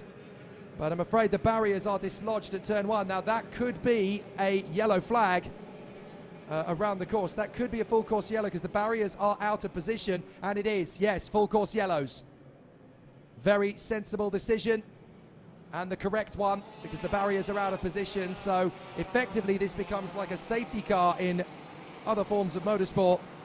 The drivers are under yellow flags because essentially the reason for that is the barriers are out of position. Now the kart is not too badly damaged, but the thing is it's gone in quite hard and it has dislodged the barriers at the side of the circuit, so the marshals have to go to work to correct it. Obviously the safety of the drivers is paramount, so they have to make sure that the barriers are reset to their original position. So very good work indeed from the marshals and the officials. Obrigado once again to the Orange Army. They keep us safe and sound. They have been absolutely on the ball. The thing is, at this level of motorsport, you are obviously working with youngsters, so they are absolutely, the first concern is for their safety. And so great work from the team. We're probably going to go around for one more lap under the yellow flags because obviously we need to make sure that the barriers are reset to their correct position. So under yellow flags, we've got Severukin in the lead from Eichmans, Bertucca and Nakamura Berta, then Walter and Coluccio from Tarpanen, Gomez, who's made a great start, then Samalisto and Alazzari again. in the top 10. What a start from the young man from Dubai. Now he's going to have fewer laps to make an impact, but he's already done quite a lot of the hard work. He's made up 5 places in 1 lap. Chiara Malazzari really is putting on a bit of a show in the midfield, but he doesn't want to be in the midfield for long. I've got the feeling when we go to Zuera in 3 weeks' time, he won't be in the midfield for long. So the drivers just working their way around the course. They're obviously under slow conditions. The slow boards are out, so they have to make sure that the barriers are in position. Looks like they're actually having a little bit of hard work to put those barriers back into position. It's not an easy task at that point because it's quite unusual to have barriers out of position there. But I do think the marshals and officials have worked very hard and very quickly to make sure that the karts are in position. So obviously we need to make sure that everything in terms of safety is adhered to. I think the kart is just being moved back out of position, so that we will go around one more time, I do believe. So we will go around once more. Drivers will battle away. Now we are going racing. Sorry, the green... no, sorry, it is still under yellow flags, I do believe. It's hard to tell, actually. They go through and the yellow light is still on at the first corner, but I do believe we are under racing conditions now. Yes, we are. So green flags out on the course. So out through turn 5. And on the charge once again. So Sevrukin leads Eichmanns. And then it is Bertucca in front of Nakamura Berta. And in 5th position, that is the Koski Motorsport machine of David Walter. And already some drivers are trying to make the first overtaking bids. Chiara Malazzari is already going wheel to wheel with, I think that is Matthias Morgato. So some big starts in the middle of the pack already. Drivers are going wheel to wheel, but Sevrukin has a little bit of an advantage over Eichmanns, and that's Tuka Tarpanen trying to fight his way back into position. He manages to get the move there on David Walter. Walter's going to lose out to Gabriel Gomez. So Tarpanen and Gomez both managed to get past Walter, and that puts them into 6th and 7th places respectfully. Sevrukin running a good race at the front. Eichmanns in 2nd, Bertucca in 3rd from Nakamura Berta and Luigi Coluccio. And then in 6th position, that is Tarpanen from Gomez. So it's definitely going to be a very tough battle all the way through. Up on the inside, Gomez going wheel to wheel with Tarpanen. Artem Sevrukin sets the fastest lap, but Tarpanen holds on to the place. Gomez and Walter getting very close to each other. And there is a little bit of urgency now because they've obviously had 2 laps of racing less because of the incident on the first lap that took out Emili Koivisto. But the other 35 drivers are all nose to tail. As David Walter slides in on Gabriel Gomez and gets the position back again. It took him a little bit of time, but he has managed to do it. So the drivers skating around the course, all of them trying to make up the progress. A couple of drivers off. I think we've had one of the Alonso karts going off the road there a little further back. I think that might be Nacho Tunion. So Nacho Tunion has lost some positions, I'm afraid. He really has tightened things up in terms of the race battle in the OK Seniors, but out in front, Artem Sevrukin still has pressure from Ian Eichmanns. Sevrukin sets the fastest lap, but Eichmanns has gone with him in terms of 1-lap pace. There's not a lot to choose between them. Eichmanns is really pushing it. You can see the physical exertion of the kart slowly starting to slide him out wide in places. One of the Ward Racing karts just drifting off the road in the middle of the course there. Managing to get back on the road fairly quickly though, so it's not a massive problem. They've just lost a little bit of traction, a little bit of ground. But Artem Sevrukin still in front of Ian Eichmanns. And in 3rd place, Bertucca from Nakamura Berta, Coluccio, Tarpanen, Walter, Gomez, Morgato and Luca Samalisto. That's your top 10, although Joel Bergström has now crept his way into the top 10. The Forza Racing driver from Sweden doing an excellent job. So Sevrukin and Eichmanns very close together. That's Walter. That's Walter getting past Tarpanen. That's not in the script for the world champion. So Matthias Morgato sets the fastest lap of the race in 8th place, trying to close up on them, but that is not what Tuka Tarpanen had in mind. He didn't want to go to battle with David Walter that closely, thank you very much. He wanted to get well clear of him. But David Walter on the similar Tony kart, but for the Koski Motorsport team, really having a good race of it. Now here's Ian Eichmanns. Closing down on the Ward Racing driver in the lead, Artem Sevrukin. Both of them on Tony karts, neither of them for the Tony Kart Factory team. Charging up the hill. 3rd position for Christian Bertucca, definitely his best run of the weekend so far in P3, making good use of the opportunity. And we are at the half distance mark. 7 laps completed, 7 laps to go. So the drivers continue to scrap away around the circuit, and this is all about patience for Kia Nakamura-Berta as he gets close to Christian Bertucca. Luigi Coluccio is hunting him down. But Kia Nakamura-Berta will really want to put the doubters to sleep on this one, because they've been saying for a lot of time on social media that Freddie Slater could easily have won the World Championship last year in Junior at Campillos. Well, yes, but the front fairing came his way, and so Nakamura-Berta was handed it. But the Japanese driver really wants to prove to the world that he deserved to win the World Championship anyway. And he has done an amazing job this weekend. Here he goes on the inside of Christian Bertucca. Lovely from Nakamura-Berta. Nobody's doubting his credentials now. 3rd position in his first weekend as a senior. What a performance from Kia Nakamura-Berta so far. A standout effort. And then in 6th place, here comes David Walter in front of Matthias Morgato, who has also got past Tuukka Tarpanen. This is a disaster for the world champion. Tarpanen down to 8th place now. He's got a lot of work to make up. And now he's going to slide in. That's Coluccio getting past Bertucca. So the 2 Italian rivals battle away with each other. And that's Coluccio, the Tony Kart driver, getting past the Birolot of Christian Bertucca. And Matthias Morgato is closing in on them rapidly with David Walter's assistance. So Severukin and Eichmanns still 0.4 of a second apart. Artem Severukin can't really do anything about it. Artem Severukin can't really do anything to shake off Ian Eichmanns. But crucially, Eichmanns is just reading the pressure, reading the laps. He's counting them down. He doesn't need to go for Severukin too quickly just yet. He just needs to be with him. He just needs to be present and on the tail of him going into the final couple of laps. 5 laps to go. So Artem Severukin has got Ian Eichmanns in tow, but Eichmanns is just doing a very sensible job here, just staying close enough to Artem Severukin. He may not even be thinking about the win in this superheat. If he can get himself in the inside row for the final, that is the better position for him to be. So he may still get himself a great opportunity come the final race. This is all about tactics now for the drivers. David Walter trying to shake it out, having managed to get past Coluccio. Bertucca's managed to do so as well. So Bertucca and Walter both getting past the Vice World Champion. Matthias Morgato 7th, Tarpanen 8th, Bergström 9th. And is there going to be a move into the hairpin? No, there is not. A very interesting gaggle of drivers now, led by Bertucca. We've got a sensational scrap building then for the lower positions outside the top 5. And still the drivers battle away for supremacy. Severukin and Eichmann still only 0.3 of a second apart. Nakamura-Berta pulling clear of this gaggle of drivers, led by Bertucca, then Walter, Coluccio, Morgato, Tarpanen, Bergström and Maxim Rem, the German. Maxim Rem leads Gabriel Gomez and Lucas Amalisto, but there is still great battles as Walter makes the move on Bertucca. Walter gets through, so now he moves up into 4th position at a pretty perfect moment. 4 laps to go. You need to be at the head of the train in this particular gaggle, because if he can force the rivals behind to start battling with each other, he can make a clean break. So a good move from David Walter, decisive, clean and authoritative. What is Matthias Morgato going to do? He can't quite get close enough to make the move on Coluccio. Now he's going to launch in. Lovely move from the Brazilian. And now Tarpanen's going to get alongside his teammate Coluccio, but no.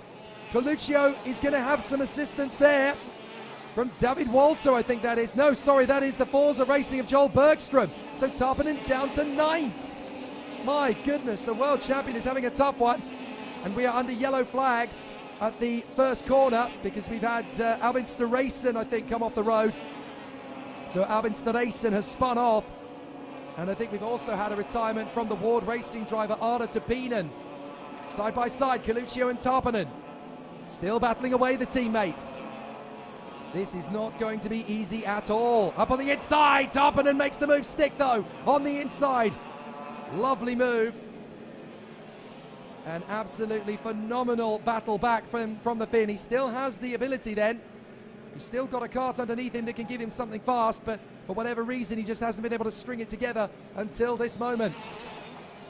So now comes the final 2 laps. This is where Ian Eichmanns can unlock the pace, and he really needs to. He's going to charge down the straight. He is doing everything he can to close up on Artem Severukin, but they're on similar equipment. Eichmanns will have the toe, but Sevrukin clearly seems to have a handle on this Portimao circuit. The last time they raced in the CIK category, he did win here. So he knows how to get the job done. From his point of view, he's just got to do exactly the same job again. But Eichmanns will be absolutely determined to get him back and try and stake a claim for a place on the grid in the final on the front row. Eichmanns still pushing Sevrukin down the drop. This is an ultimate overtaking opportunity, but he's not close enough yet. He's got another lap to try and get on terms with Artem Sevrukin. Can he get close enough? That's the key factor here now. Final turns. Up the hill. There is Nakamura Berta safe in third, Walter safe in fourth, and then it's Matthias Morgado and Joel Bergström. What a race from them. Last lap and the last chance for Ian Eichmanns. Can he get through on Artem Sevrukin? He really needs to make this count now. Out of turn 3, through 4. Eichmanns has a couple of opportunities open to him on this final lap if he can get close enough. Sevrukin just balancing the car. He's got a bit of daylight. It's going to need to be a very calculated risk by Ian Eichmanns to make the move though. So he may just decide to compensate, cut his losses and finish in second place behind him. He's got to think about the final. So Artem Sevrukin and Ian Eichmanns will run nose to tail. If there's a chance, then Eichmanns can take it. And Sevrukin's actually defending. He didn't need to. That could compromise him on the way up the hill, but not enough to be significant. Sevrukin just about holds the battle, and he will take the victory in the first superheat of the day then for the OK category. Great job. Artem Sevrukin takes the flag from Ian Eichmanns and Kia Nakamura Berta. Great race, great drive. That one was absolutely immaculate from Artem Sevrukin in the Ward Racing car. Great drive. Authoritative, calm, collected and ultra smooth. Artem Sevrukin doing the job once again in fine style here for the Ward Racing team. Keeping it neat and tidy, that's all he had to do. So an interesting battle continues then in the OK Senior category with Artem Sevrukin just keeping Ian Eichmanns at bay for all the racing laps he had to. But Kia Nakamura Berta definitely the driver of the day in that particular heat. What a performance. So this is an excellent battle that is building up now. The senior category is still going to have a few twists in the tail for the second and final superheat in the OK category. There's still a few questions to be remained answered. But boy, are we going to get some interesting ones. So Artem Sevrukin from Ian Eichmanns and Kia Nakamura Berta. David Walter ahead of Joel Bergström. Then Matthias Morgado ahead of Christian Bertucca and Luigi Coluccio. Tuka Tarpanen will be there on 9th position from Maxime Rem. Then it is Gabriel Gomez, who lines up ahead of Arthur Roujon, Lucas Samalisto and Karol Pazovic. Caspian Hagman ahead of Keanu Alizardi, Jacob Rashki and Marlo Bollier. 19th for James Igozzi, who had a really troubled race. Rashid Adeheri ahead of Matteo De Palo. Rafael Modenese ahead of Nacho Tunion. Dion Gauda ahead of Ricky Liu. Then Francesco Marenghi and Nicolo Kuman. Jacobus Bogdanovicius and Alva Simasvara from Eric Gene. Andrea Vibriantit. And then Max Ebicht ahead of David Sobrero. The retirements, Ardo Tepinen and Albin Storesen on the very first lap, of course. We also lost Emili Koivisto. So the battle is going to continue in fine style here for the second of the superheats in the OK category. A really intense battle in the offing.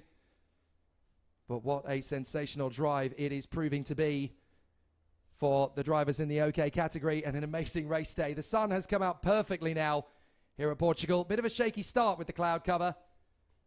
But now this is the kind of race day we were hoping for. It is glorious, it is exceptional, and it is very much the race day we were hoping for in the FIA Karting European Championship season opener here at Portimao. The season will obviously continue and give us even more excitement as the season progresses. We will make our way to the Circuito Internacional de Zuera in Spain 3 weeks from now. And then in the third round of the championship, will be the Swedish round of the championship at Kristianstad. That will take place in June. And then the fourth and final weekend of the European Championship will take place at Franciacorta in Italy. A very busy season for the FIA Karting European Championship in the OK and OK Junior categories. There's also going to be great racing, of course, to come from the KZ and KZ2 categories, as well as the FIA Karting Academy Trophy, which will kickstart at Genk in Belgium next month. And that's obviously going to be very intense and exciting. Their second round of the championship will now take place at Cremona in Italy. And then, of course, we'll have the World Championships for karting. Both events taking place in September. And a really exciting battle that's going to be for the Gearbox KZ World Championship. That will take place at Le Mans on the racetrack just next to the Circuit International Alain Prost. And then 2 weeks after that, we'll have the OK and OK Junior Championship of the World. And that will take place at Sarno in Italy in the shadow of Mount Vesuvius. What an amazing sport this is. It gives us an amazing journey around the entirety of the karting spectrum. And as we head into the new era of the FIA Karting Championship fraternity, I'm sure that our new CIK President and Vice President, Mr. Akbar Ibrahim and Mr. John Ryan, will be steering us in exactly the direction we want to go as a form of motorsport. They've already informed us that they are very much in communication with the former President Felipe Massa, and they want to continue the legacy he built. He's actually going to be involved in a distant capacity, as he is, of course, now involved in the FIA as part of the single-seater commission. But he does want to continue a semi-active involvement in the world of karting, he has stated. So I think it's not going to change too much in terms of the future, but we're definitely going to continue to grow. We're going to continue to see new territories and new races being promoted over the course of the seasons to come. And the sport is going to continue to make massive strides forward. So now we get ourselves ready for the last race before the finals, and that is Superheat B for the OK category. There will be an hour and a half's pause between the finals. We will welcome the drivers out for the drivers' parade at 1:10 local time, and that will be the drivers' parade for the FIA Karting European Championship first round final for the juniors in the OK Junior category. And then, of course, once we've had that race, the podium ceremony will take place, and then straight after, we will have the OK Senior European Championship final. So the board goes up at the end of the pit lane. There are 3 minutes to go before the start of Superheat B, and this is the race that will set the grid for the final in the OK category. And the man who starts pole position, Joe Turney, has a great opportunity here to put himself on pole position for the final. If he gets the win, then he's obviously going to be right there. Although, of course, Artem Severukin, having taken the win in the Superheat A, means that he's going to be on the front row of the grid if he manages to get the win, but not quite able to finish off with the pole position. So Joe Turney is just hoping to stay on the front row of the grid. However, there is a chance that he may decide to be tactical. If he can get himself third on the grid for the final, then that's even better for him technically, because that sweep through the inside line on the second row of the grid, that's actually going to give you a little bit more momentum and a little bit more speed as they come through in position. So it's going to be a fascinating battle for the drivers as they run through in close proximity. But now comes the last race before the final. And alongside Joe Turney on the starting grid is the ever-talented Thomas Stolchemanis of Latvia for the Energy Course team. It'll be really exciting to see what he can do on the outside of the front row of the grid. Evan Gilter will be there in third position for the VDK Racing team. The original flying Finn for Tony Kart, Juho Valtonen, will be there in fourth position. Then Oscar Pedersen, the Swedish driver for the Ward Racing team, is alongside the British driver Freddie Slater, who 18 months ago became Junior World Champion on this very circuit. In very different conditions, admittedly, but he has got up to speed remarkably quickly. We'll have to see what this turns into, but it's certainly going well as far as he's concerned.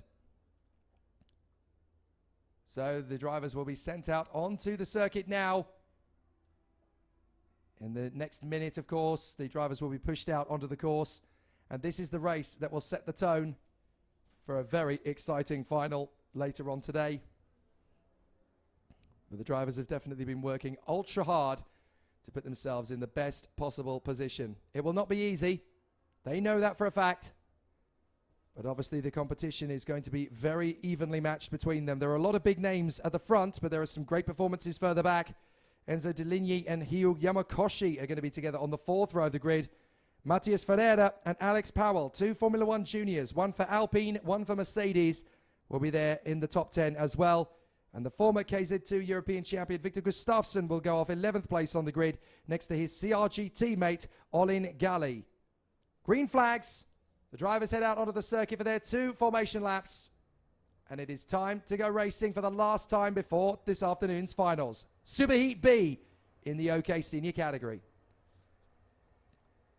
Joe Turney in pole position from Thomas Stolchemanis, Evan Schilter and Juho Valtonen, Oscar Pedersen and Freddie Slater from Enzo Deligny and Hyu Yamakoshi, Matias Ferreira and Alex Powell from Victor Gustafsson and Olin Gali, Harley Keeble and Akshay Bora from Zach David and Max Popov, Jan Prichu and Maxim Orlov from Adrian Maliero and Nathan Schaap, Yvan David and Rentaro Sato from Oscar Wirtz and Bruno Mulders, Kosko Nerfen and Marius Christiansen from Max Obst and Nico Lemberg, Gustav Wisniewski, Nathaniel Den Hont, Max Angelard and Simone Bianco, Bernardo Pinheiro, Ella Stevens, and at the back of the grid it is Kevin Lantinga. So the race battle is going to be an interesting one right from the start. 14 laps of the Portimao circuit to come, and it'll be time to see where the drivers finish up. It's going to be a very exciting one.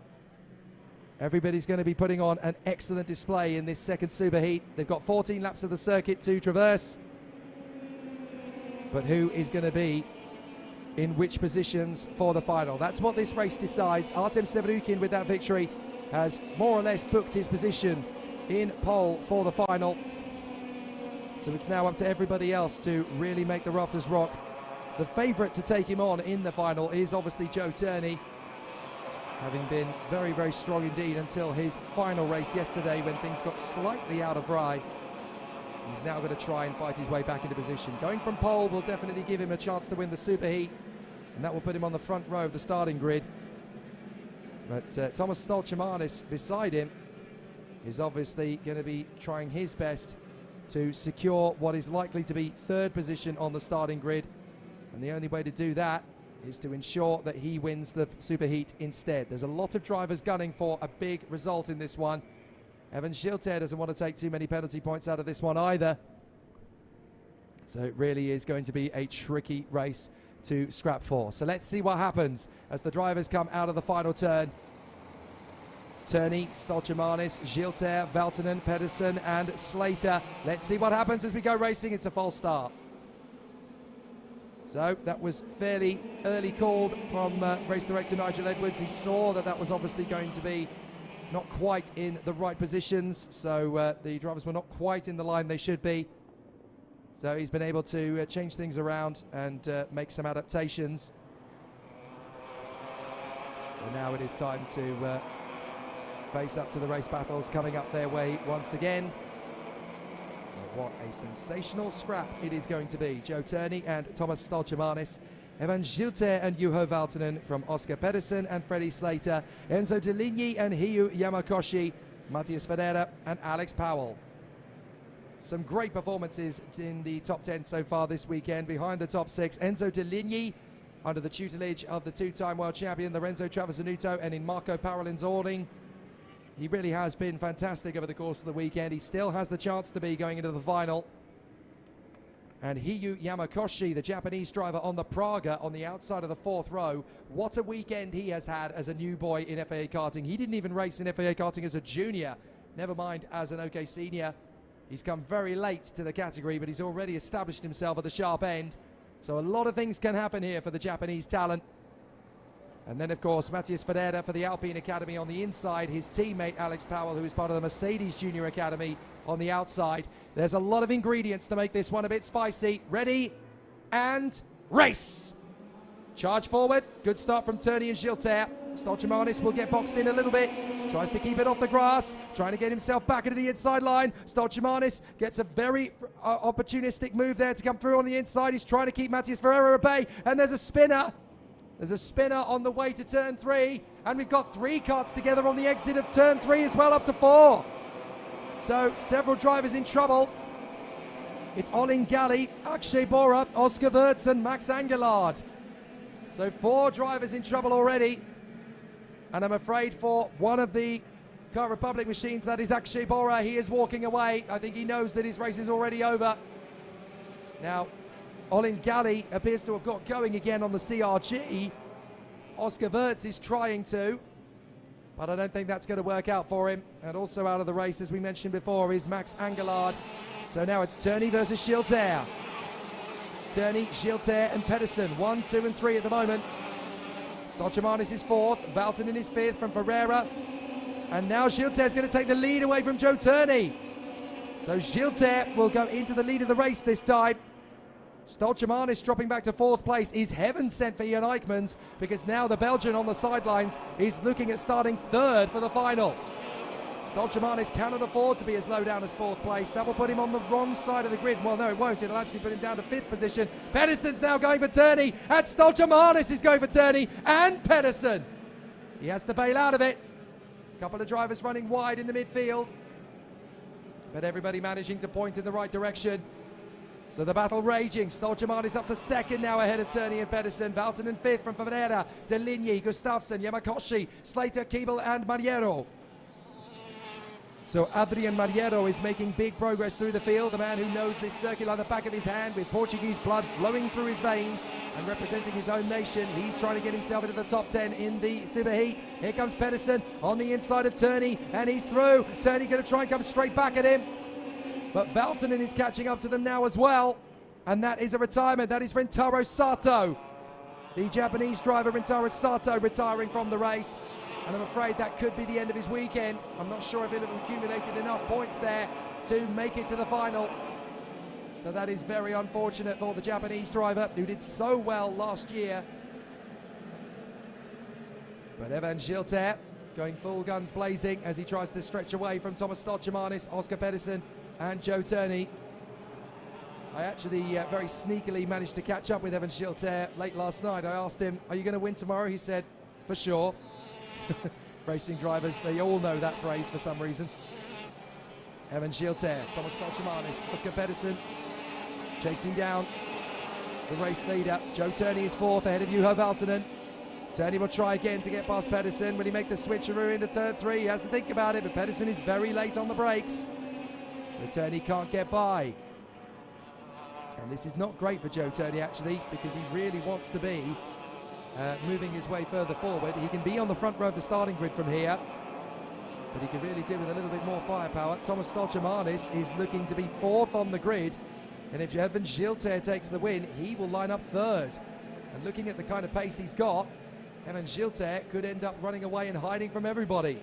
Here comes Turney on the inside of Pedersen. Thank you. 3rd place, and a very nice move from the British driver. But Oscar Pedersen, the Swede, is going to be all over the back of him again on the retaliation. Valtonen trying to close up on them as well. But Gilter is out in front, and he's pulled 1.5 seconds nearly clear of Thomas Stochamanis. What a performance from Evan Gilter so far. 10 to go, and he's already miles ahead. So Pedersen, Valtonen, Deligny, they're the ones giving chase behind the top 3. Then Yamakoshi, Freddie Slater, Gustafsson and Matthias Ferreira ahead of Adrian Mariero and Harley Keeble. Then Powell, Wisniewski, Josh Erfen, Chu Yan Pu, then Popov, Bruno Multers, Max Orlov and Marius Christiansen from Max Obst and Jovan David.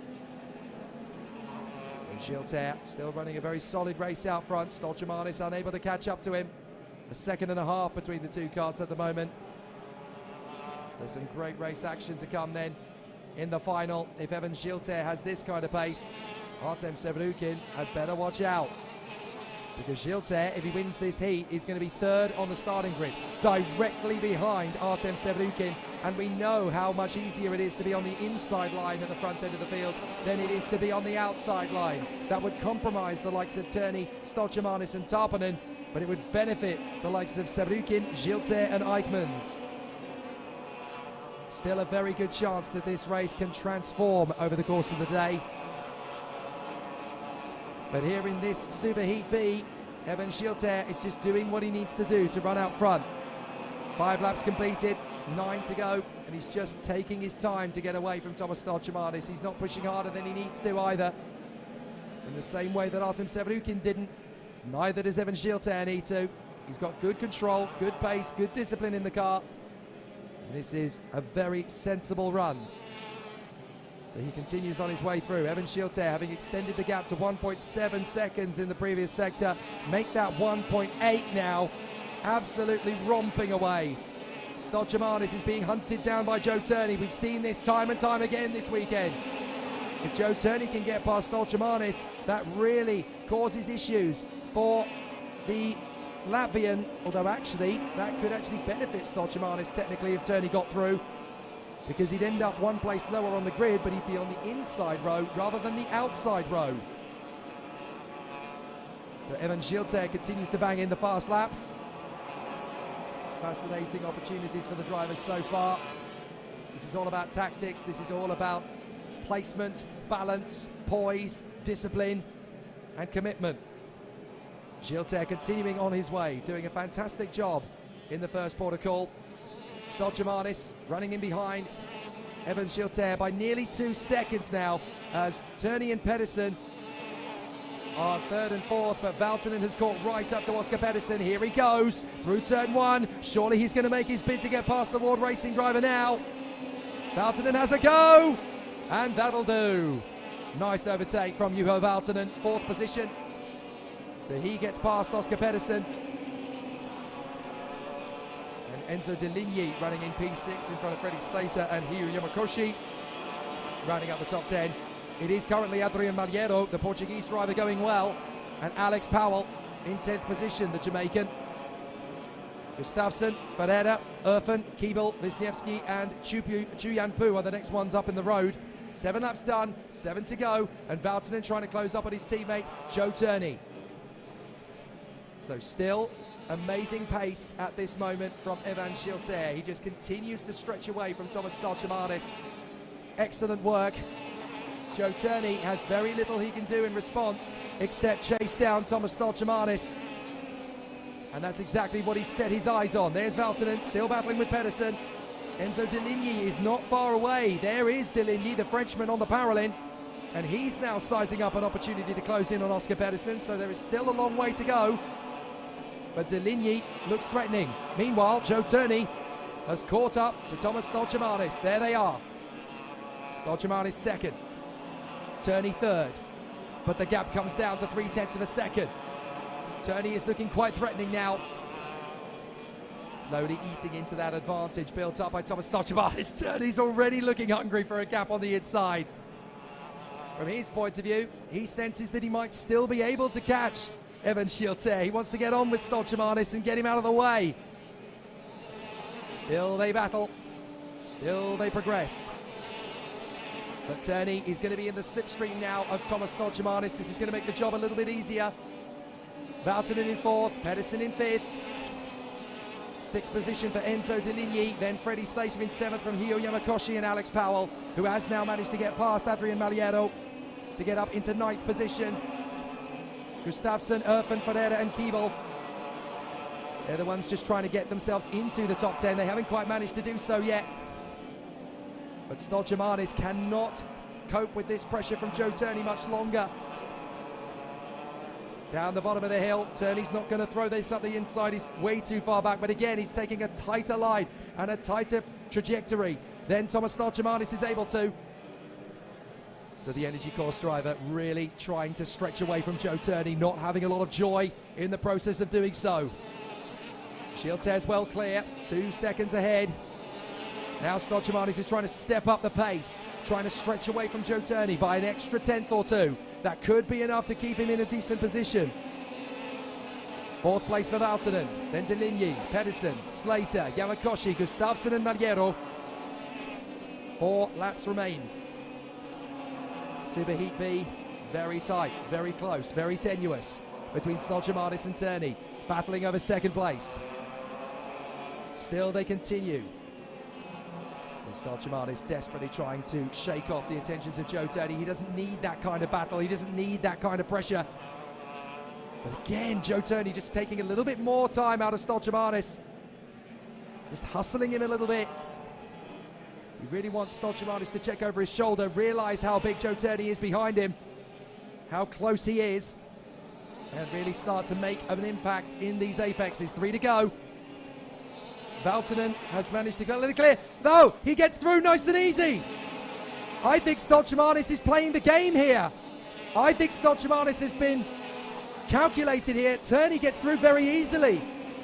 I wonder if he's done the maths, because Stolchemanis knows that if he concedes the position, he will drop from 4th on the grid for the final to 5th, but that will put him on the inside line for the final. Was that tactical for Stolchemanis? Get as close to the win as possible, and then if it's not possible, get himself a decent enough position on the final grid. There's nothing illegal about that at all. It's all tactical. And Thomas Stolchemanis thinking about his chances in the final. He's going to have a better chance on the inside line than he is on the outside line. Smart thinking from the Latvian. 2 to go, and he lets Turney go. Didn't really have to break a sweat there at all. So Joe Turney into 2nd place. It doesn't really affect him that much. He'll stay on the front row of the grid for the final. But how about that? The analytics from Thomas Stolchemanis. He realizes, do you know what? If I drop a place on the final grid, I won't be 4th, I'll be 5th, but I'll be on the inside row. Fascinating. The intelligence, the maturity, the foresight of these drivers as they are racing at average speeds of 96 to 97 kilometers an hour. Very impressive stuff. Deligny settling in. Oh, he's got past Valtonen. I didn't see where that happened, but Enzo Deligny has now managed to get into 4th position past Juho Valtonen.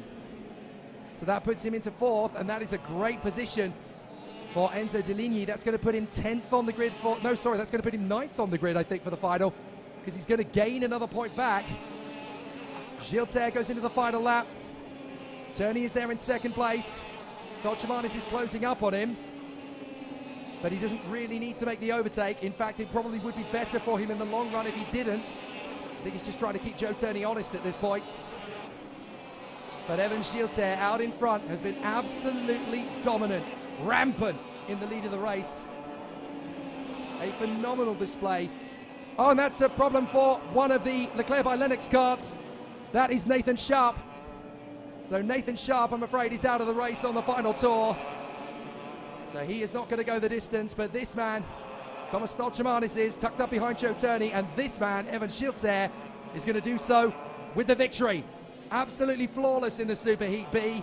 He is in position. He's going to make it to 3rd on the grid for the final. Excellent work. Evan Gilter gets the win. Dominant as well. Turney 2nd ahead of Stolchemanis. I think the Latvian was being tactical. Conceded 2nd. Lost a point to gain a decent position on the starting grid for the final. Deligny in 4th, Valtonen in 5th, and Pedersen in 6th place. Great racing. So now we have a really phenomenal dynamic. It's going to be Savrukin on pole, Turney 2nd, Gilter 3rd, Eichmann's 4th, Stolchemanis will be 5th, and Tarpanen will be 6th. That's all provisional, of course, but what a lineup for the final. And for my money, all 6 of them could win the final. It really is that competitive in the OK Senior category. They all have a good chance, but they need a lot of things to work in their favour for that to come off. But Evan Gilter in this kind of form, if they unlock this for the final, none of the other drivers will see which way he went. So a victory then in the Superheat B for Evan Gilter. He takes the win for VDK Racing from Joe Turney and Thomas Stolchemanis. Enzo Deligny and Juho Valtonen from Oscar Pedersen, Freddie Slater, Victor Gustafsson, Josh Erfen driving well, and rounding up the top 10, Hiyu Yamakoshi. Then it is Matias Ferreira and Adrian Mariero from Max Popov and Gustav Wisniewski. Alex Powell ahead of Max Orlov. Jan Puchu ahead of Harley Keeble. 19th position behind them, that is Marius Christiansen ahead of Nico Lemberg. Max Obst ahead of Bruno Mulders. Then it is Nathaniel Den Hont ahead of Yavan David. Kevin Lantinga, Bernardo Pinheiro, Zach David, Simone Bianco, Ella Stevens and Olin Galli. The retirements, well, Nathan Sharp and Rintaro Sato were out in the mid part of the race, but on the very first lap, we also had Akshay Bora, Oscar Wirtz and Max Angelard falling out of the race. So a very exciting battle in the Super Heats this morning, both in junior and senior. We're going to take our pause in proceedings, but don't worry folks, when we return at 10 minutes past 1 local time, It'll be finals time here at Portimao in the FIA Karting European Championship 2022. What a final it's going to be.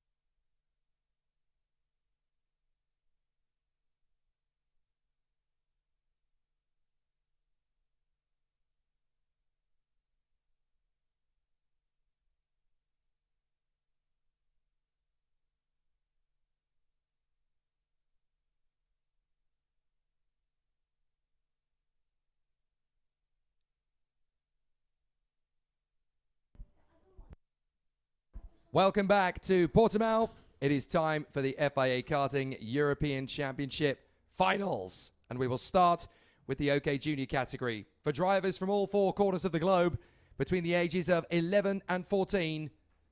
And they have been absolutely astonishing over the course of this week.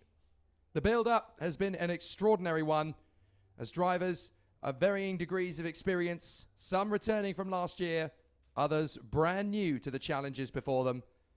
But there is going to be one heck of a show. The mechanics are bringing the chassis to the starting grid. And then after that, the drivers will follow in the drivers' parade. 36 young racers who have been absolutely sensational from the start of the weekend. But this is the pinnacle of the toughest and most exhilarating form of motorsport on the planet. Karting is not just for kids, it's for great racers and incredible athletes. This is why we have many Formula One drivers changing up their style in the breaks between races. They will regularly come and play in these phenomenal machines. Ask any motor racing aficionado and they will tell you that karting is Formula One without the money. And this is an absolutely fantastic array of machines, teams and drivers who will go to battle out there on the circuit here at the Portimao Internacional Algarve, just a stone's throw away from the Grand Prix circuit beside it, where we have held MotoGP, World Endurance Championship and Formula One, amongst many other disciplines. But this weekend, here in Portugal, it is the FIA Karting Championship of Europe that takes center stage. The first of 4 weekends, starting here in Portugal. 3 weeks' time, we go to Spain, then in Sweden in June, and Italy in July.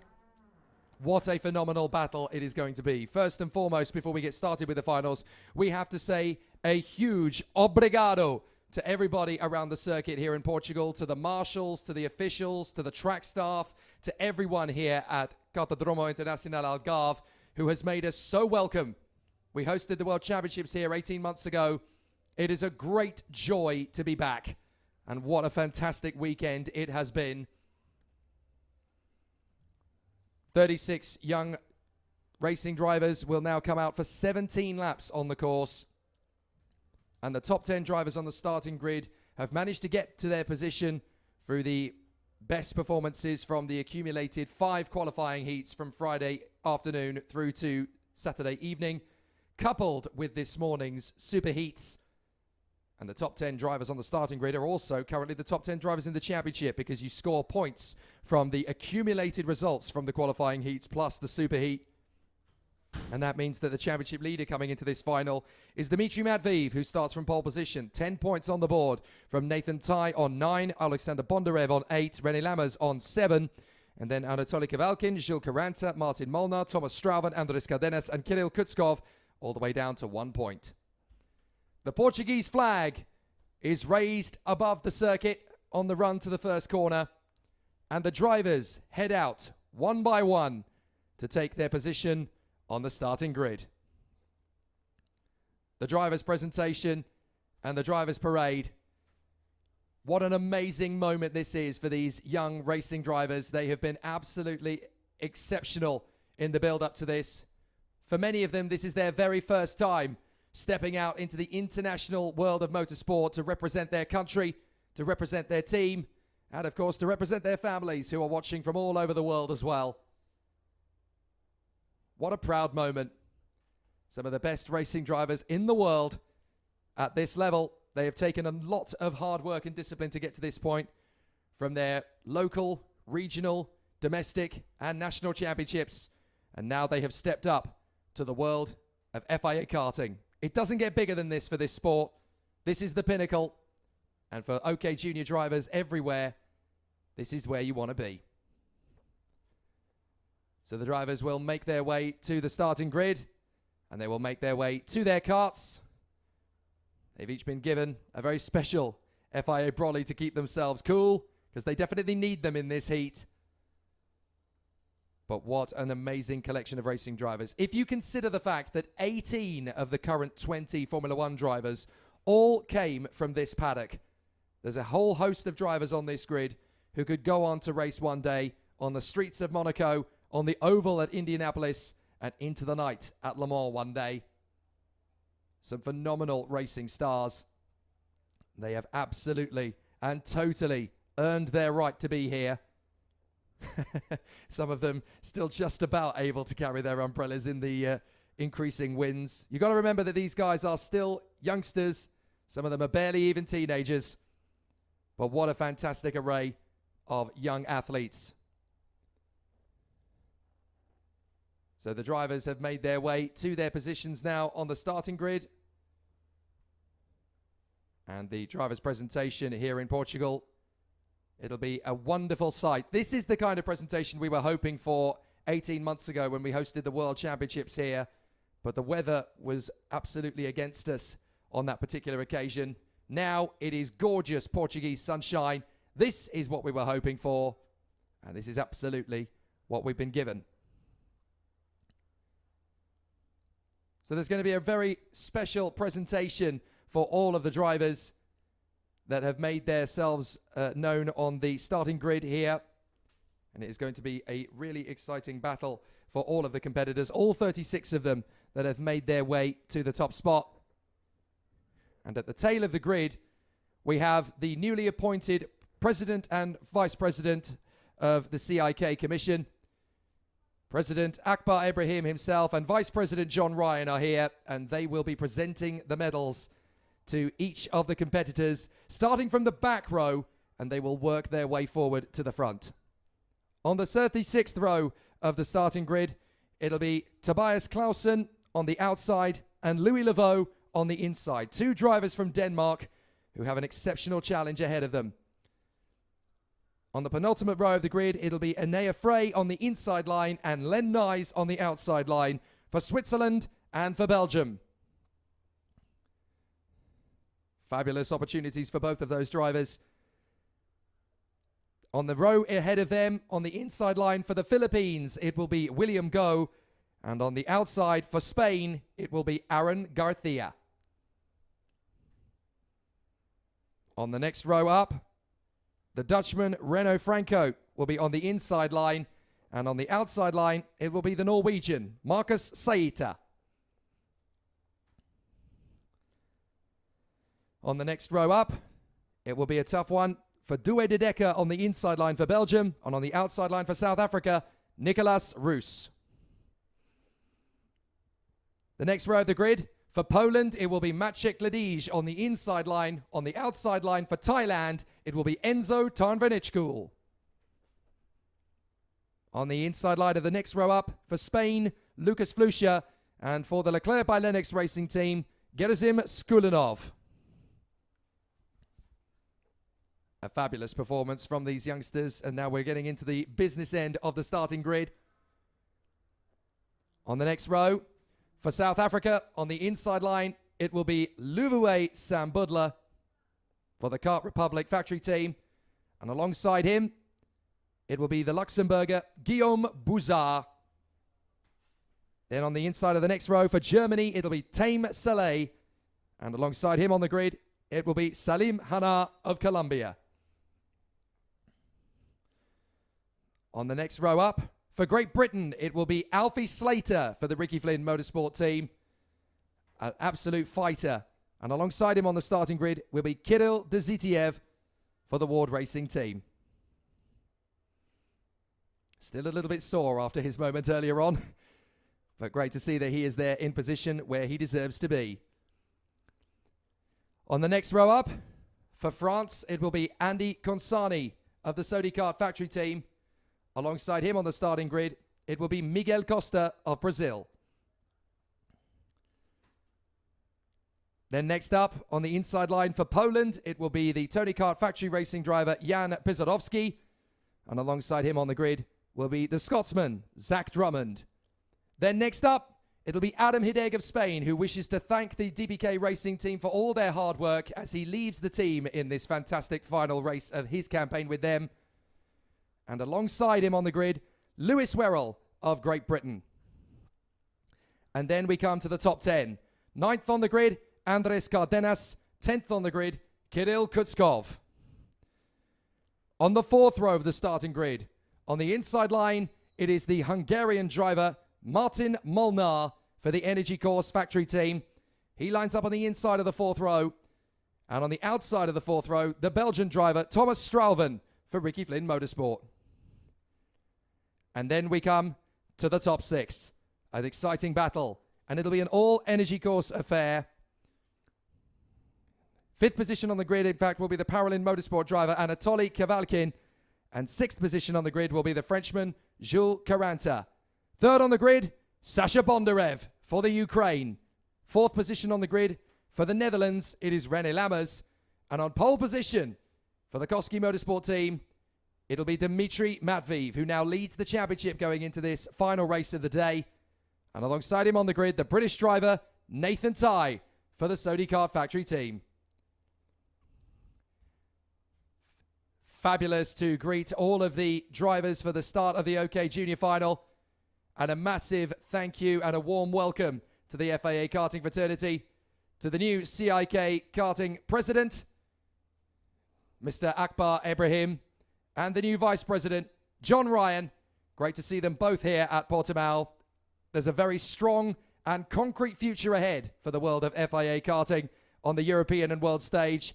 And these are the two men that will work tirelessly and passionately to ensure that the sport is fair, even, affordable, and the absolute pinnacle of the motor racing world it deserves to be. The future is very bright, and with men like these two at the helm, we've got a great, great future ahead. Here in Portugal, the sun is shining brightly over the start-finish line. 17 laps of the circuit will proceed, and what a battle it's going to be. Dmitry Matveev from pole position for the Koski Motorsport team on the Tony Kart chassis, fit as a fiddle and fighting furiously. He has been in pole for the qualifying sessions and has won all but one of the races this weekend. It's going to be a fascinating battle to see how he goes from there. But the man lining up alongside him is the British star, Nathan Tye, captain of the ship at Sony Kart, and they feel they've got a chance to win this. Second row of the starting grid, a pair of very quick becoming racing legends. Flying the flag for Ukraine on the motorsport stage, the Ricky Flynn Motorsport and Lando Norris kart chassis driver, Alexander Bondarev. What can he do from third on the grid? The sky is the limit. Fourth position on the starting grid, running up alongside him in the Paralin Motorsport machine. The Racing Team Nederland colours resplendent on the Paralin of René Lammers, carrying on the family dynasty with speed, poise and determination. A fabulous top four and a real opportunity to see how far these four drivers can go. But there are a host of drivers behind them who will make a great race of it. Anatoly Kavalkin for the Paralin Motorsport team will be there on the inside line of the third row, and he has a great chance from there to make a great race of it. Alongside him on the grid will be Jules Caranta. There is Martin Molnar of the Energy Course Factory team. He will be in 7th position on the grid, the Hungarian. On the inside of the row, Thomas Strauven of Belgium will be alongside him. And in the 5th and final row of the top 10, we will see the other 2-point scorers from the weekend. The Peruvian Andres Cardenas, who will line up alongside Kirill Kutskov. There is Thomas Strauven, the Belgian, getting himself ready for the action from 8th position on the starting grid. He's fired up, he's motivated, and he is dead focused on the objectives ahead. So the last couple of minutes before racing gets underway. But this is the first major crunch time in the FIA karting season that the junior drivers have been waiting for. The build up to this and the tension that has been presented to them over the course of the last few hours finally coming to a crescendo. The 30-second board comes up, and this is the first final of the 2022 FIA Karting Championship season for the OK Juniors in the European Championship here at the Cartódromo Internacional Algarve in the beautiful Portuguese countryside, a stone's throw away from the scene where Lewis Hamilton became 7 times world champion. Ironic considering that it was 22 years ago that Lewis Hamilton became European champion. in the FIA Karting paddock. The OK Junior Final and the European Championship fight begins here in Portimao. Dmitry Matveev and Nathan Tye on the front row of the grid, from Alexander Bondarev and René Lammers, Anatoly Kevalkin and Gilles Caranta, Martin Molnar and Thomas Straven from Andrés Cardenas and Kirill Kutskov in the top 10. Adam Hideg and Lewis Werrell, Jan Pesadovsky and Zach Drummond, Andy Consani and Miguel Costa from Alfie Slater and Kirill Dezitiev, Taim Saleh and Salim Hanar from Liviwe Sambudla and Guillaume Bouzard, Lucas Flusha and Gerasim Skulinov from Maciej Gladij and Enzo Tanvanichkul, Due de Decker, Nicolas Bruce, Renaud Francote, Marcus Sater, William Go, Aaron Garcia, Enea Frey, Len Nyes, Louis Laveau and Tobias Clausen. So it looks to me as though there is just one driver absent from the start of the race, I'm afraid, and that is the Falcon of Tobias Clausen, who has been so strong over the course of the weekend. But it seems to me as though he is unable to take up his position in the final. That is very unfortunate.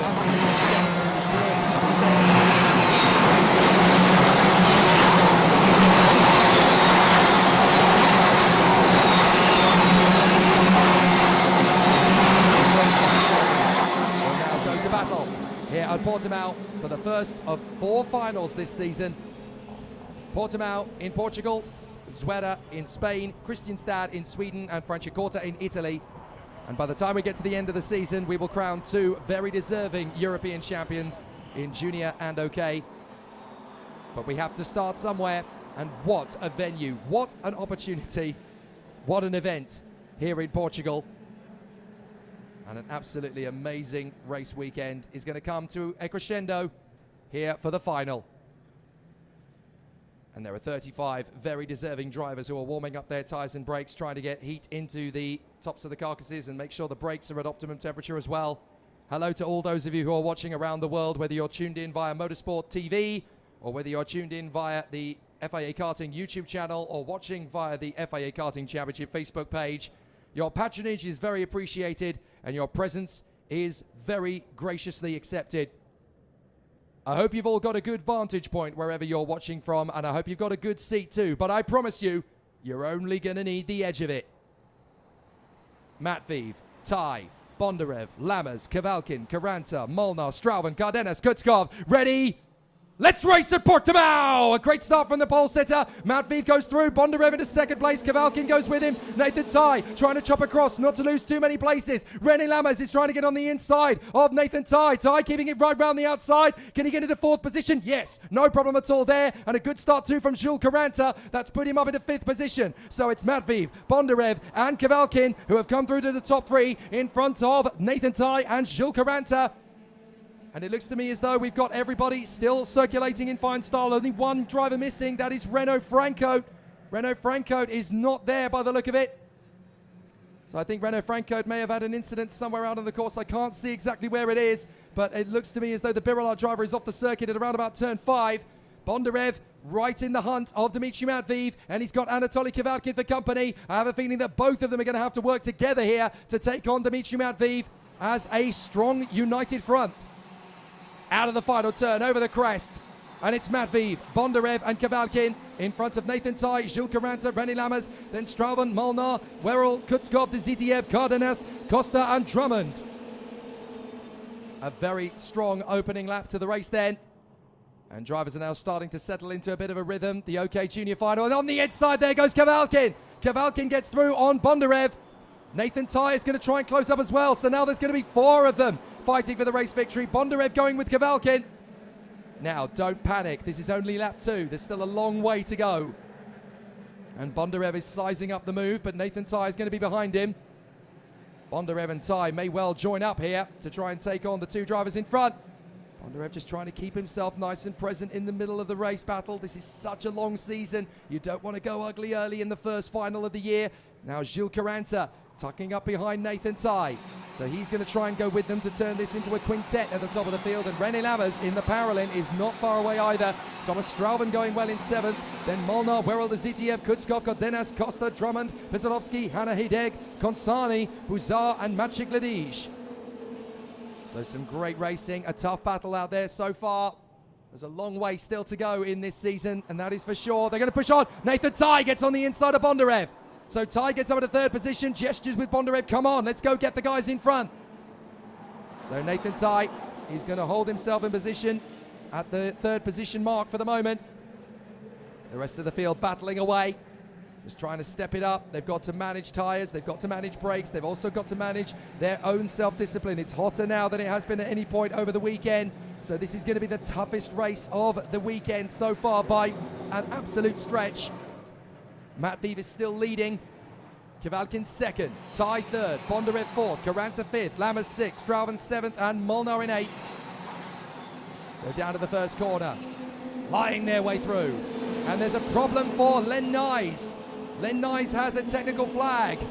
Not entirely sure what that is for. I haven't seen anything in particular to suggest that he's got an issue, but certainly Len Nyes has been spotted with a technical malady, and his race is going to come to an end. That is a real shame for the Belgian. Nathan Ty building up the attack with Bondarev, Karanta, Lammers. Got to think fast here though, because the drivers in front are starting to pull a gap. But can they close up before the end of this race is done? That's going to be the real question. Drivers going for battles, making move after move, just trying to size their way through the pack as Nathan Ty holds the line. Bondarev is still 4th in front of Karanta. But they need to start closing in on Matt Vive and Kavalkin. They can't really afford to let the Koski Motorsport car or the Paralin Motorsport driver in 1st and 2nd places stretch too far ahead. Bondarev is going to make his bid on the inside into 3rd position. Lovely move from the Ukrainian. 3rd place for Alexander Bondarev. And that puts the Ricky Flynn Motorsport driver back into the head of the cavalry. Charging after the 2 men in front, Matt Vive and Kavalkin. And Nathan Ty back on the inside. Nathan Ty gets through again on Alexander Bondarev. Shul Karanta down to 5th. This is exactly what the 2 drivers up front wanted, because now they are stretching away. They can't afford to lose too much time this battle, because if Matt Vive and Kavalkin get too far in front, that's it. It'll be a battle for 3rd position. It won't be a race for the win anymore. So Matt Vive and Kavalkin still very close. Ty in 3rd, Bondarev in 4th from Karanta, Lammers, Strauven and Molnar. And every driver is going to have the argument, well, I need to be leading the pack here because I'm going to be faster than you. But they've only got the benefit of hindsight to go through that by the end of the race. They've got to just try and go through their objectives. 5 laps completed, 12 to go. And we have now lost Tobias Clausen, who didn't start, Renaud Franco, who went out on lap 1, and Len Nyes, who was pulled into the pits with the technical flag. So very unfortunate for the Belgian. But now Matt Vive and Kavalkin trying to stretch away from Nathan Ty, who is still within a second. And there's a bit of a mistake there from Jules Karanta. Karanta's lost out to Strauven and to René Lammers. So René Lammers is through, and so is Thomas Strauven. Jules Karanta resettles, but that's put him down to 7th place. So Matt Vive and Kavalkin still trying to stretch away at the moment. Nathan Ty and Alexander Bondarev still giving chase. But Kavalkin is the only driver this weekend to have taken victories off of Dimitri Matveev. So it's definitely looking good for him. Matveev has beaten everybody this weekend except for one man, and that man is Anatoly Kavalkin. Down the main straight through turn 1. Nathan Ty in 3rd, Bondarev in 4th, Lammers in 5th, and Strauven in P6. A very exciting challenge for the drivers as they continue to quest forward. But Matveev versus Kavalkin continues unabated. Nathan Ty in 3rd, Bondarev in 4th, Lammers, Strauven, Karanta, Desitiev, Kutskov and Werrell. Jan Pisodowski sets the fastest lap of the race as he gets past the Scottish driver Zach Drummond. Up to the hairpin, double left apex. And they charge their way back through. Looks like a couple of drivers are a little bit out of sorts towards the tail end of the field. A couple of drivers just losing a little bit of grip and losing a bit of ground. I think Alfie Slater is having a difficult race towards the back as Nathan Ty and Bondarev battle again. Bondarev can't get by. Nathan Ty is making it very difficult indeed.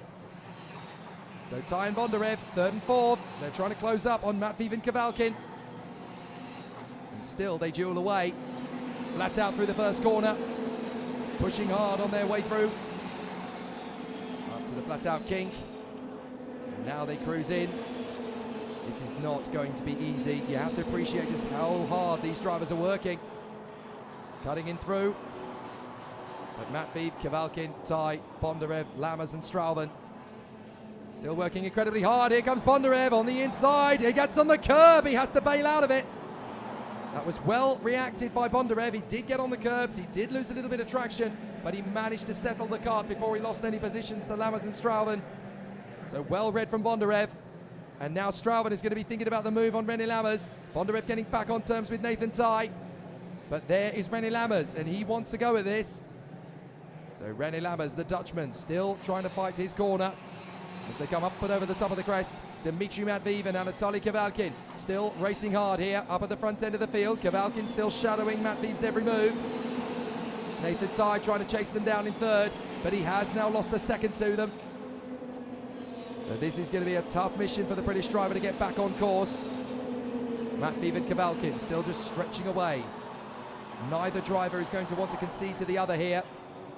This is all about tactics and all about working hard for the final.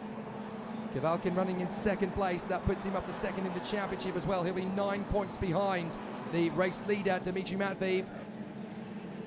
So there's definitely going to be a bit of an advantage for Dimitri Matveev if he can stay where he is. They will battle away for position. Bondarev's going to slide in on Nathan Tye, and again he can't quite make it work. Nathan Tye holds him at the apex. Bravery from the young man from Ukraine, and now he's going to pitch in. Nathan Tye will resist, and they both get out wide. Lammers gets by. Bondarev manages to slot in behind Strauven, and Nathan Tye is compromised. He's lost about 3 places. So Bondarev is now in 4th behind René Lammers, and Nathan Tye is in 7th behind Gilles Caranta. But Bondarev was not prepared to wait any longer. Strauven now gets through. So Strauven gets by, and now Nathan Tye gets through on Gilles Caranta. The door is still open. There goes Kirill Dezitiev. Gilles Caranta's going to have to try and fend off the move. Kirill Kutskov has got Lewis Werrell to his inside line, and Werrell manages to get through. Kutskov has lost a lot of ground after all of that. And that's one of the Forza Racing drivers tucking in. That looks to me like, I can't quite make out, that must be Lewis Werrell trying to make up more progress. Having lost ground initially, now he is there tucked up behind Kirill Kutskov. They both lost out time then. So Matveev and Kavalkin. 3rd place is Lammers, 4th place is Strauven, 5th place is Bondarev. 6th position for Nathan Tye. 10 laps completed, 7 laps to go. Still quite a long way left in this one. So this is all going to come down to Matveev versus Kavalkin. Is up the inside. Strauven goes for the move on Lammers. Bondarev's going to try and get alongside. Can't get through. Oh, and Nathan Tye forces the issue on Bondarev. He gets through, and so too does Kirill Dezitiev round the outside. Good move from Dezitiev. He really is reacting beautifully to the situations around him. And now Dezitiev is right in behind Nathan Tye. So Dezitiev is now the man on the hunt, and he is charging his way forward. That puts him P6. There's still a very good chance for the youngster for the Ward Racing team to get himself on the podium the way he's currently coming through. He goes round the outside for Nathan Tye to try and tuck back for a faster exit. But Strauven in 3rd, Lammers in 4th, Tye in 5th, Dezitiev in 6th, and Bondarev P7 ahead of Caranta, Molnar and Kutskov. Very tight battles out there. 6 to go. And still between Matveev and Kavalkin, there is only 0.3 of a second. You do get the sense that Kavalkin is going to be charging onto the back of Matveev very soon indeed, as Dezitiev goes round the outside of Nathan Tye to try and tuck in for the exit of 4. So Nathan Tye doing his best to fend off from Kirill Dezitiev, who really is working hard here. Off the toe. And now he's going to be charging out with him through the triple left apex. And then into the square left-handers, which is treated like a hairpin. Tye, Dezitiev, 5th and 6th position, these two. Bondarev still P7 ahead of Caranta. And then Kutskov and Pesodovsky. It's definitely going to shake things up in terms of the title fight. It'll be very open by the end of this one. Matveev is going to be 9 points ahead of Kavalkin, but there is still a long way to go in the season, and this race final is going to mix up the championship fight and make it incredibly tight heading to Zuera 3 weeks from now in Spain. So Kirill Dezitiev is on the charge of Nathan Tye, really starting to make good work of this. Tye doing his best to hold on in 5th position, but he's also trying to close in on René Lammers whilst also shake off the attentions of Kirill Dezitiev. Alexander Bondarev has got the red mist. His dander is up and he's going to charge for it as Lammers tries to shake off Strauven. And that's going to tighten the 5 of them up again. Kavalkin and Matveev have pulled 4 seconds clear. They are charging away. But Lammers, Straubing, Tai and Zitiev along with Bondarev are having a great duel for third position. Here are the leaders. Matveev and Kavalkin still close together. Kavalkin will not want to settle for second place here. He'll want to take the initiative. If he does get the win off Matveev, then this title fight is going to be so close, because that will put Kavalkin on 31 and Matveev on 30. So through they come again.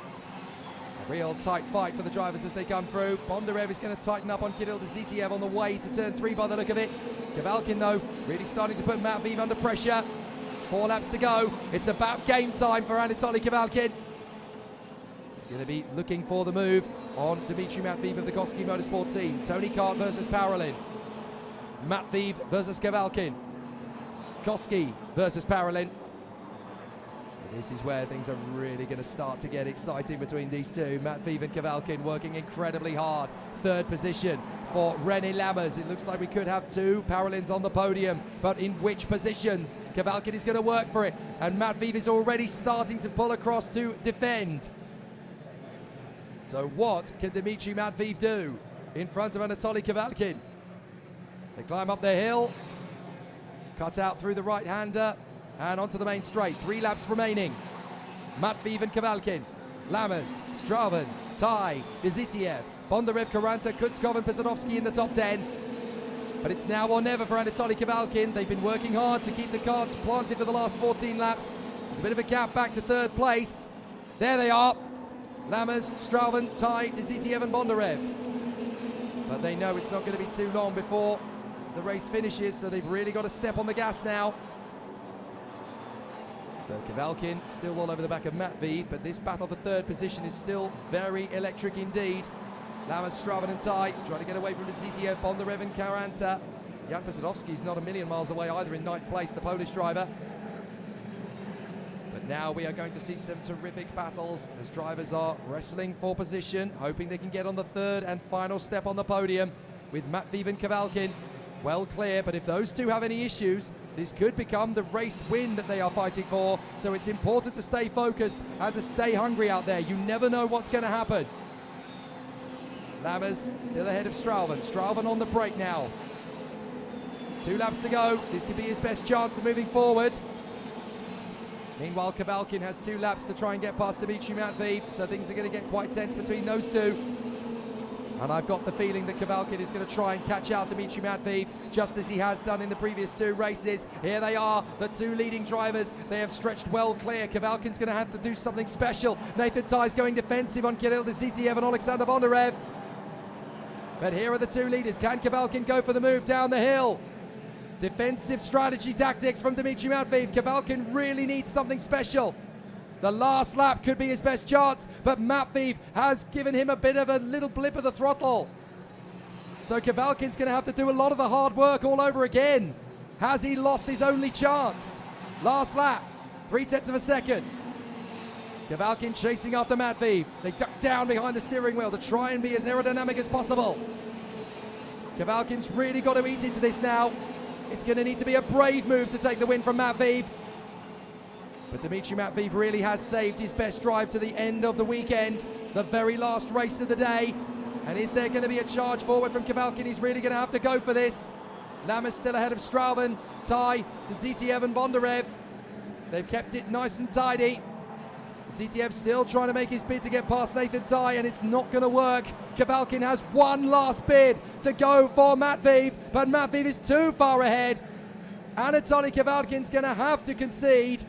Dmitry Matveev has done everything possible. Kavalkin has thrown everything at him, but it's a calm, cool and collected drive as Dmitry Matveev will take the checkered flag in Portimao. He wins in the opener of the European Championship in OK Junior. Dmitry Matveev, what a sensational drive. Kavalkin second, Lammers in third. Excellent work from the Koski Motorsport crew in the first race of the season. Jan Koski and the whole team can celebrate as Dmitry Matveev is triumphant. Clean as a whistle, not a wheel wrong. He brought out the big guns when it mattered, and what a performance it was from Dmitry Matveev. Excellent result from the Koski Motorsport driver. truly extraordinary performance there. Kavalkin did everything he could, but Dmitry Matveev thoroughly deserving to take the victory. What an exceptional display it was. And that is only just going to keep getting better with time, the Koski Motorsport atmosphere.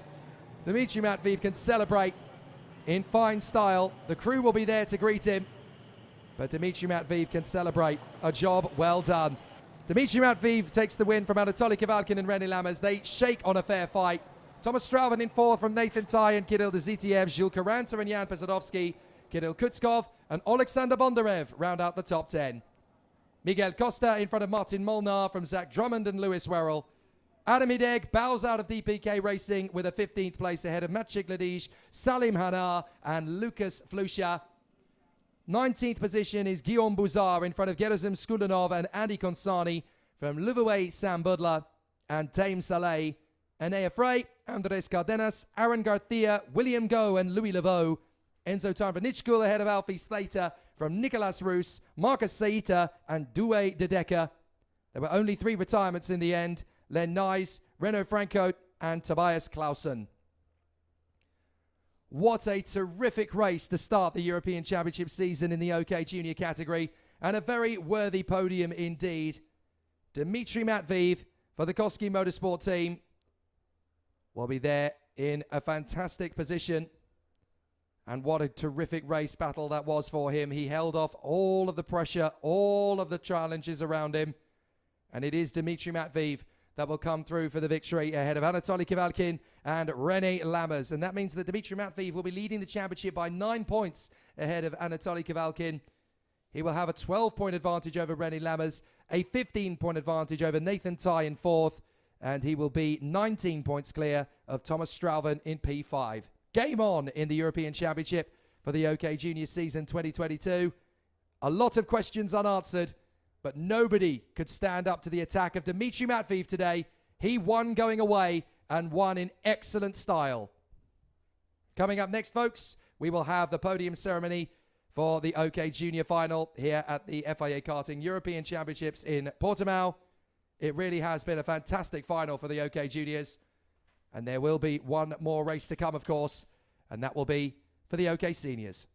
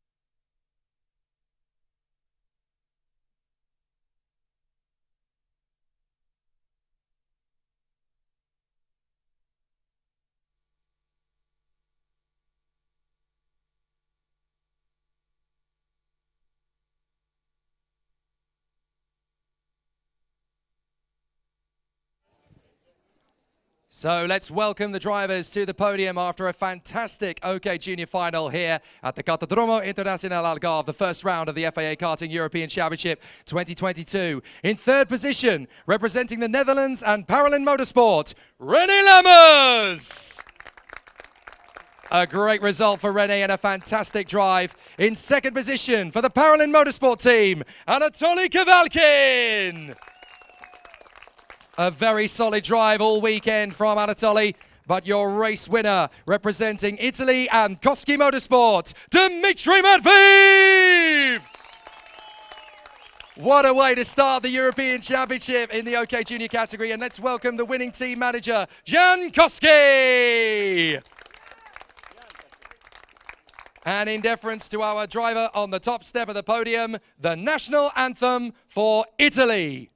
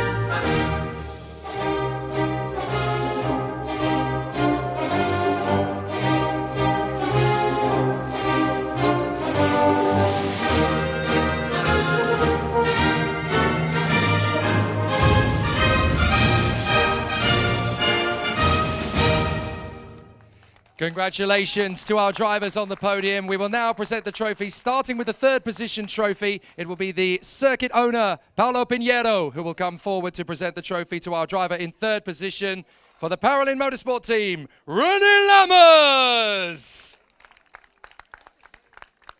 And now we ask the CIK Vice President, John Ryan, to come forward to present the trophy to our second place driver for the Paralin Motorsport team, Anatoly Kavalkin.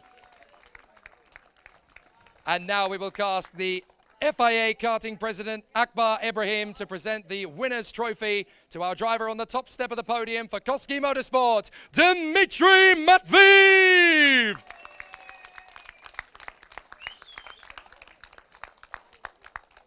We will also ask the FIA Karting President, Mr. Akbar Ibrahim, to present the winning trophy to the winning team manager, to Jan Koski. And we ask our drivers and team manager to raise their trophies aloft for the podium photograph. A fantastic performance. Ladies and gentlemen, your first OK Junior Podium 2022. The OK Juniors at Portimao.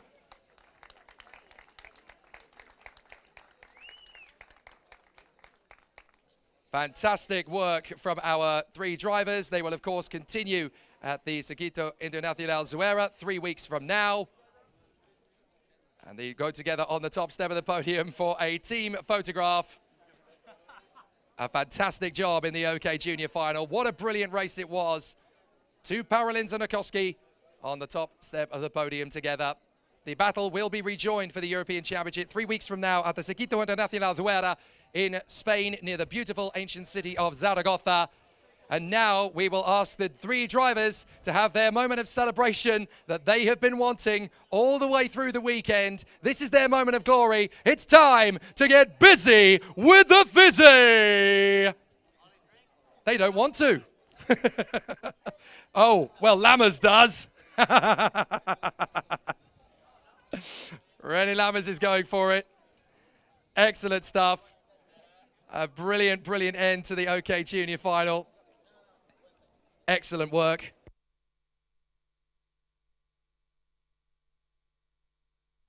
So the competitors are finished up for the OK Junior podium. Excellent work and a brilliant end to the weekend in OK Junior. The OK Senior final is up next.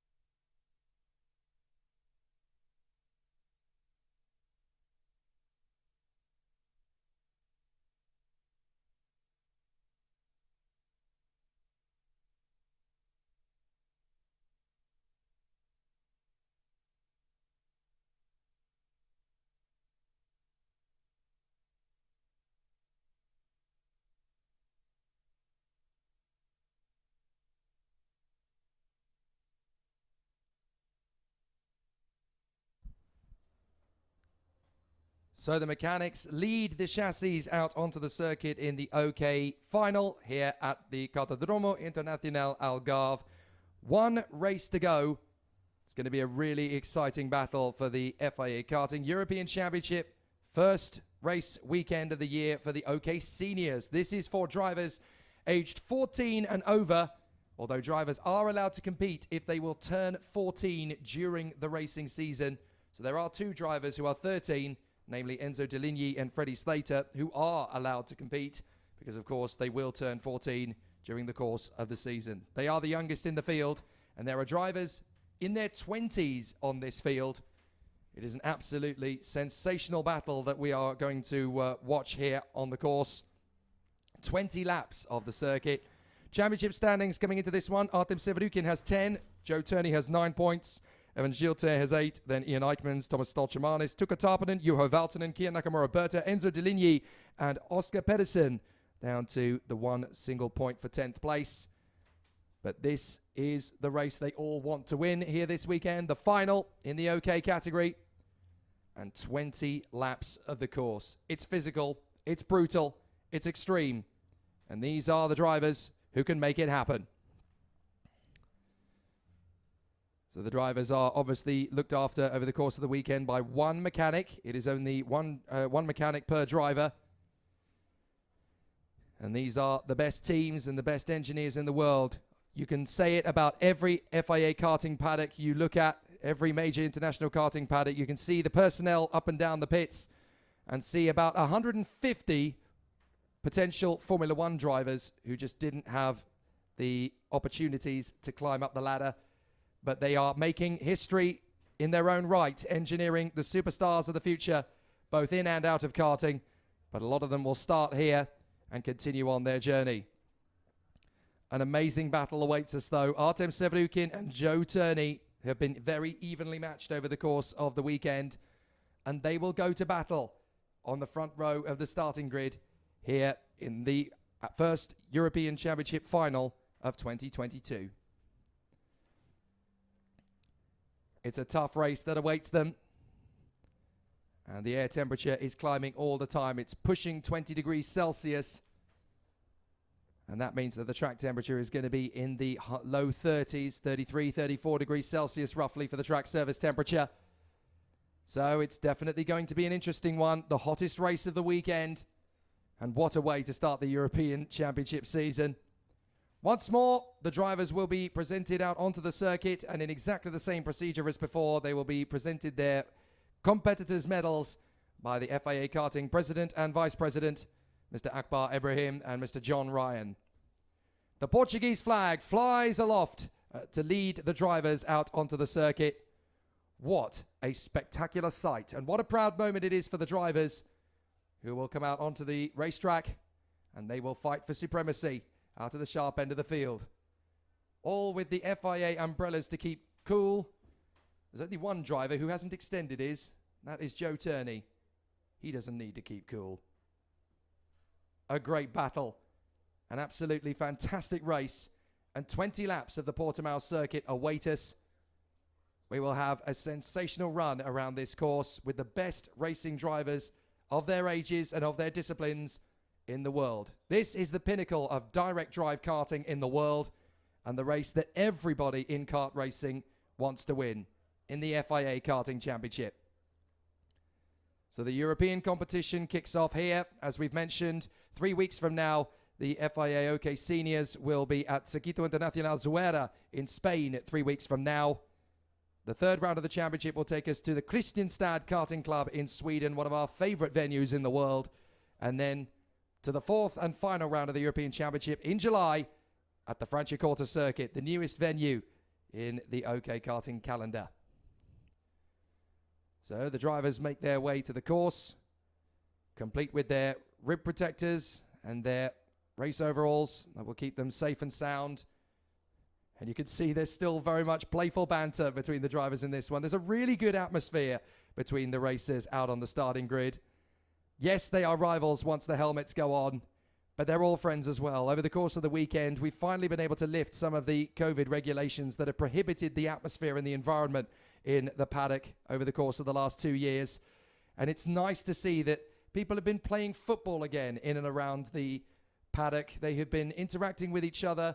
They've been cycling to and from the hotel. They've been really enjoying themselves. And it's been great to see that the fun has been injected back into the sport from this very first weekend of the 2022 championship season. And it's only going to keep getting better from here on out.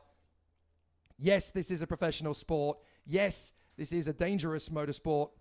But of course, it's fun. And above all else, it should be fun.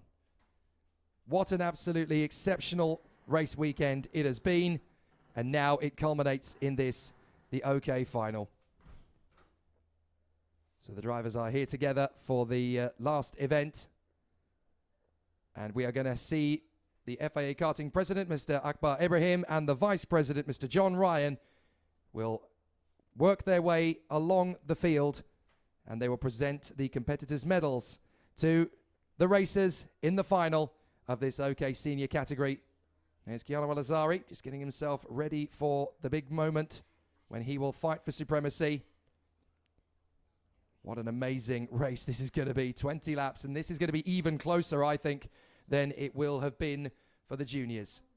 So the competitors will receive their medals. On the inside line, Akshay Bora. On the outside line, Max Popov, who will take up the final row of the starting grid. But they have earned their right to represent their nations and their teams, Kart Republic and Paralympic Motorsport, as they go to battle. Ward Racing, I should say, apologies. On the next row, Emili Koivisto on the inside, Rafael Modenese on the outside, representing Finland and Peru. The next row, Joel Bergström, and alongside him will be Nacho Tunion. On the next row, it will be Zachary David of Malta and Dion Gauda of Great Britain. Olin Galli of Brazil, and on the inside line, the Italian Matteo De Palo. For Poland, on the outside, Karol Pazovic. For the United Arab Emirates on the inside, Kiano Alazari. On the next row, on the outside, the German talent Maxim Rem. And on the inside line, the British driver, Harley Keeble. On the next row, it is the Jamaican star on the outside line, Alex Powell for Kart Republic. And on the inside line for Brazil, it is Matias Mogato. Then the next row, on the inside line, it is Gabriel Gomez of Brazil. On the outside line, it is Victor Gustafsson of Sweden. The next row along, on the outside line, it is the Japanese driver, Hiyu Yamakoshi. And on the inside line, it is the Finn, Luca Samalisto. Then to the next row of the grid, on the outside line, it is Brazil's Matias Ferreira. And on the inside line, representing Miami in Florida from the United States of America, James Igozzi. Then the next row, on the outside line, it is the British driver, Freddie Slater. And on the inside line, the Italian, Christian Bertucca. Then we come towards the top 10. On row 6, it is Luigi Coluccio on the outside and David Walter of Denmark on the inside. And then we come to the top 10. On row 5, on the outside, it is Oscar Pedersen of Sweden. On the inside, it is Enzo Deligny of France. To row 4 of the starting grid. For Japan, although under a British license, Kian Nakamura Berta. And on the inside, for Finland, Juho Valtonen. And then we come to the top 6. On the third row, on the outside, the reigning world champion, Finland's Tuukka Tarpanen. And on the inside, for Latvia, Thomas Stolchemanis. And then the second row of the starting grid. On the outside, for Belgium, Ian Eichmans. And on the inside, for France, Evan Gilter. And finally, to the front row of the grid. On the outside, for Great Britain, Joe Turney. And on the inside, pole position, Artem Severukin for the Ward Racing team. Once again, a massive thank you to the FIA Karting President, Mr. Akbar Ibrahim, and the FIA Karting Vice President, Mr. John Ryan. We can't wait for this 2022 season to unfold, and it is great to have their patronage in the season opener. Long may it continue, this brilliant partnership. Big things will come, and amazing legacies in the sport and arising from the sport will grow and blossom. So the mechanics may now take their place on the starting grid to assist the driver. It is one mechanic per driver. And of course, the competitors will now be in position. They have 5 minutes roughly before the start. The 5-minute board will go up shortly. What an exciting battle this is going to be. There's your pole sitter, Artem Sevrukin for the Ward Racing team. A very exciting battle for him. Can he hold on to what has already been a very tough race victory to claim this weekend? It's going to be tough for him from pole position, especially when you consider the man alongside him on the front row. Ever present, the Tony Kart DNA lies with the British charge, Joe Turney, on the front row of the starting grid. He will be pushing right the way to the victory. Can he go from the outside of the front row to get on the top step of the podium? It's going to be very difficult from there, but if anyone can pull it off, it's going to be Joe Turney. But then comes the second row of the starting grid. Gigi is going to charge forward. Evan Gilter for the VDK Racing team. He has been ridiculously strong. He won the Superheat at an absolute canter. Can he do it again in the final? But the VDK racer is going to have a lot of pressure. Not the least of whom is going to come from this man. For the Eichmanns Grand Prix team, Ian Eichmanns of Belgium, so strong, stepping up as a senior, and he is right there on the second row of the grid in his very first weekend. What an opportunity for Ian Eichmanns to charge his way forward. He'll definitely be strong. Next up comes the Latvian, Tomas Stolčemanis, ever cool, ever consistent, and ever fast. The Energy Course racer from Latvia has a great shot from the inside of the third row. Tactical decisions in the Superheat have put him exactly where he wants to be. But there is the reigning world champion, Tukka Tarpanen from Finland. He is continuing on his journey as a senior in world karting. He could add the European title to his world accolade.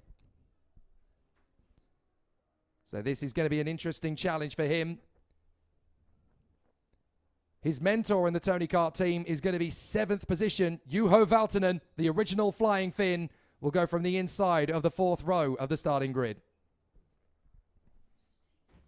And then alongside him, it is going to be an absolutely fantastic run for the Renegade Junior World Champion from last year, Kian Nakamura Berta.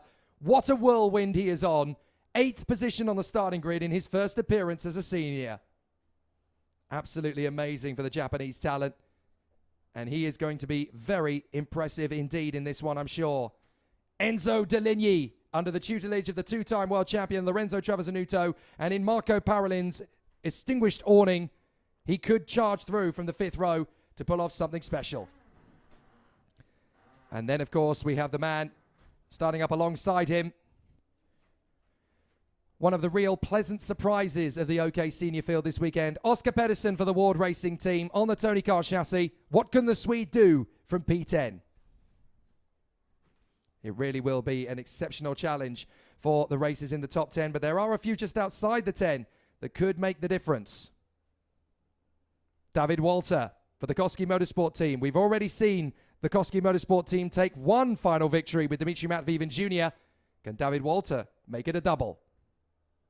The 6th row of the grid is going to be a very tough place to do it from, but stranger things have happened in FIA karting. And you can never count out the reigning vice world champion, Luigi Coluccio. Definitely taking up the mantle of Marco Ardigo in the Tony Kart Factory team to lead the Italian squad forward. There's a lot of potential there. But even on the 7th row of the grid, you have the young superstars stepping up from junior to senior, Christian Bertucca and Freddie Slater.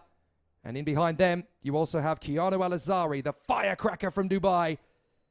And he is going to be battling away to try and work his way up through the field. James Agozzi and Matthias Ferreira are together on the road directly behind Bertucca and Slater. Lucas Samalisto and Hiyu Yamakoshi are pleasant surprises inside the top 20 as well. So now will come the moment of truth. This is one of the toughest races in the world to win an OK final. All of the drivers will be tested to the absolute limits here. If you get to single-seaters, to GTs, to sports cars, to saloon cars, you only get 2 or 3 races in a weekend. This is the 7th for the OK Senior drivers and one of the most physical races they will ever be put through. 20 laps of Portimao in an OK final. Artem Sevrukin and Joe Turney on the front row of the grid from Evan Gilter and Ian Eichmans. Thomas Stoltemanis and Tuukka Tarpanen from Juha Valtonen and Kia Nakamura-Berta. Enzo Deligny and Oscar Pedersen round out the top 10. David Walter and Luigi Coluccio from Christian Bertucca and Freddie Slater, James Igozzi and Matthias Ferreira, Luca Samalisto and Hugh Yamakoshi, Gabriel Gomez, Victor Gustafsson, Matthias Morgato and Alex Powell, Harley Keeble, Maxim Rem, Keanu Elazari and Karol Pazovic, Matteo De Palo, Olin Galli, Zachary David, Dion Gauda, Joel Bergstrom, Nacho Tunion, Emili Koivisto, Rafael Modenese, Akshay Bora and Max Popov. 36 drivers. They will use these 2 formation laps to warm up the tyres and brakes to the optimum temperature under the baking Portuguese sun in a shadow of the car circuit which saw Lewis Hamilton become a 7-time world champion back in 2020. And of course, way back when, in the year 2000, Lewis Hamilton set off on that journey by becoming FIA Karting European Champion. 22 years ago that. He's built quite a legacy. I wonder who's going to be next from the FIA Karting paddock to do so.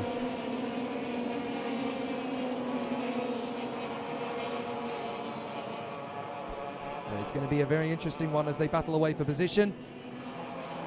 18 degrees Celsius air temperature. The wind is a little bit less than it was earlier on, so this is definitely going to be tyre degradation central. Drivers are going to be working hard to look after the tyres through the course of the race. It's not going to be easy. There will be points when the kart will be absolutely on song, and there'll be times when they'll have to look after it. Management, control and discipline is going to be the most important aspect of this, under the watchful gaze of Mr. Akbar Ibrahim and Mr. John Ryan, the FIA Karting President and Vice President from 2022 onwards. We are so excited about what this new era is going to provide. And this first race of the OK battle in the European Championship 2022 should answer a lot of questions, but it will also just give us a whole bunch more. Sevrukin, Turney, Gilter, Eichmans, Stoltemanis, Tarpanen, Valtonen, Nakamura-Berta, Deligny and Pedersen in the top 10 with 26 more charging in behind them, trying to make a legacy. Are we going to go racing first time? We are! Up to the first corner. Great start from Sevrukin. A very tough one from Joe Turney. He's going to try and leave himself enough for him to get into second. There's a spin in the middle of the pack and it's absolute pandemonium. Karts all over the road. Several drivers in trouble. The dust is kicked up. And what has happened? What is the reaction to that? It looks to me as though Joe Turney has lost some ground. There is one of the Forza Racing drivers in trouble. I'm afraid that is the 140 that has gone off the road. That's Joel Bergstrom. Tuukka Tarpanen is involved. Tuukka Tarpanen, the world champion, has gone. So there is Luca Samalisto. He's caught up. So is Victor Gustafsson and Matthias Morgato. And that is Alex Powell in trouble at the back of the field as well. Alex Powell with a broken rear axle. So I'm afraid Alex Powell is going to be out of this race as well. So out of the first few corners of the race, what's happened to Joe Turney? He's disappeared. So Sevrukin leads Gilter, then Stoltemanis, Nakamura-Berta, Pedersen, Valtonen and Turney. But what a dramatic start to the race this has been already. Several drivers in trouble, and several big names too. Tarpanen, Samalisto, Gustafsson, Morgato, Powell, Bergstrom and Popov as out of the race. That is one of the Ward Racing drivers walking away. That's got to be Max Popov. There's Alex Powell driving in. His race is over. That's going to be like sitting on a mobile washing machine. It's going to be absolutely painful. So Sevrukin, Gilter, Stoltemanis, Nakamura-Berta and Oscar Pedersen. That's your top 5. Nakamura-Berta with a genuine chance at the podium, and he's gone for it. Nakamura-Berta into 3rd position. The Japanese superstar under a British license this weekend. What a phenomenal race this is.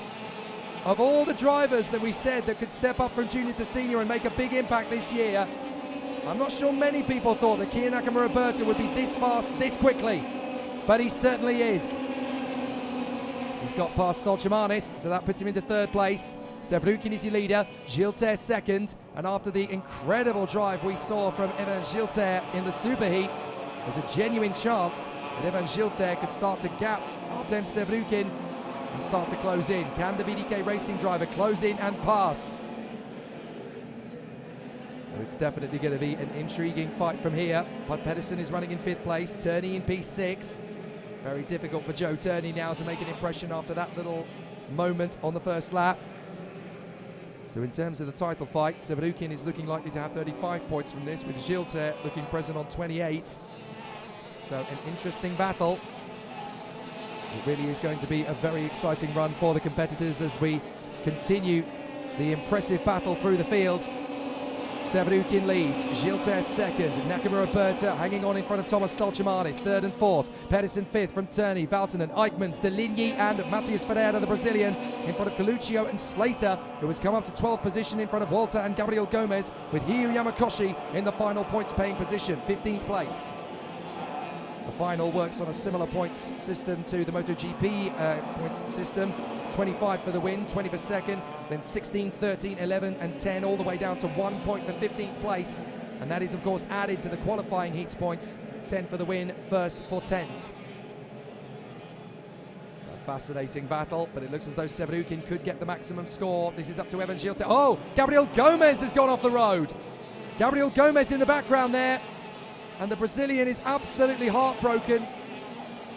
His heart plunges to his boots. His head is down behind the steering wheel. Very unfortunate for Gabriel Gomez. The Brazilian was doing so well, climbing his way up towards the top 10, but his race is over. So the battle continues. Severukin, Gilter, Nakamura Berta and Stolchemanis, with Pedersen, Turney, Eichmanns, Valtonen, De Ligny and Coluccio now in the top 10 as Joe Turney bangs in the fastest lap, the 56.44. So he now needs to catch up to Pedersen. A lot of ground to make up. There's Freddie Slater getting in behind Matheus Ferreira, the Brazilian, as they are both trying to make progress up through the field now. Severukin still just trying to stretch away from Gilter. Gilter, I spoke with him jokingly last night, and Evan Gilter said to me, "We're going to win the final by 7 seconds, don't you worry." Well, you're 0.8 of a second behind the leader now, Evan, so you've got to get on with it. And Kian Nakamura Berta is going with him. This is fascinating. If Nakamura Berta can tag in behind Evan Gilter, they've got 15 laps left of this final. It is perfectly doable to get a 0.9 of a second deficit down, especially if Gilter and Nakamura Berta are able to work together. Stolchemanis in 4th, Pedersen in 5th, Turney, Eichmanns, De Ligny, Valtonen, Ferreira. Slater up to 11th now, past Luigi Coluccio. He's just taken on the vice world champion. And look how close Kian Nakamura Berta is getting to Evan Gilter. Now, do you read the situation and go for the long game here? Because there's definitely going to be a tight battle if they can catch Artem Severukin. But will Kian Nakamura Berta sense, well, Artem's a long way in front. If I get past Evan Gilter, I could be second in my senior debut. Or will he think, do you know what, if we do go together, we could get the win? Turney closing up on Oscar Pedersen. 6 laps completed, 14 to go. And it's Severukin, Gilter, Nakamura Berta, Stolchemanis, Pedersen, Turney, with a gap back to Eichmanns, De Ligny, Valtonen and Slater in the top 10. Now this really has shaken things up, that first corner incident. I can tell you that despite being involved in it, Tuukka Tarpanen is still circulating. He's not giving up. He's not the kind of driver to give up. So Tuukka Tarpanen, who still has some decent championship points after starting in the top 10 of the final. So I have a feeling this is going to be his dropped score final, unfortunately, for the reigning world champion. Because of course through the season, even though there are 4 weekends, you are allowed to drop your worst scoring qualifying heats performance and your worst scoring final. So it'll be 6 scores over the course of the 8 opportunities that will count to the final tally. How is Severukin so strong in this final? This is what he did a couple of weeks ago in the last CIK encounter on this circuit. But the World Racing driver really has made Portimao his own in the last few weeks. And he is still working hard. However, Evan Gilter is still pushing hard. Nakamura Berta is behind him, and Stolchemanis is gaining ground too, with Pedersen and Turney gaining massively. A very tough battle for the drivers as they continue in close proximity. Severukin still leads the way, then 2nd through 6th is fairly close. There's Eichmanns in front of De Ligny and Valtonen as we watch Pedersen and Joe Turney. 5th and 6th position, these two.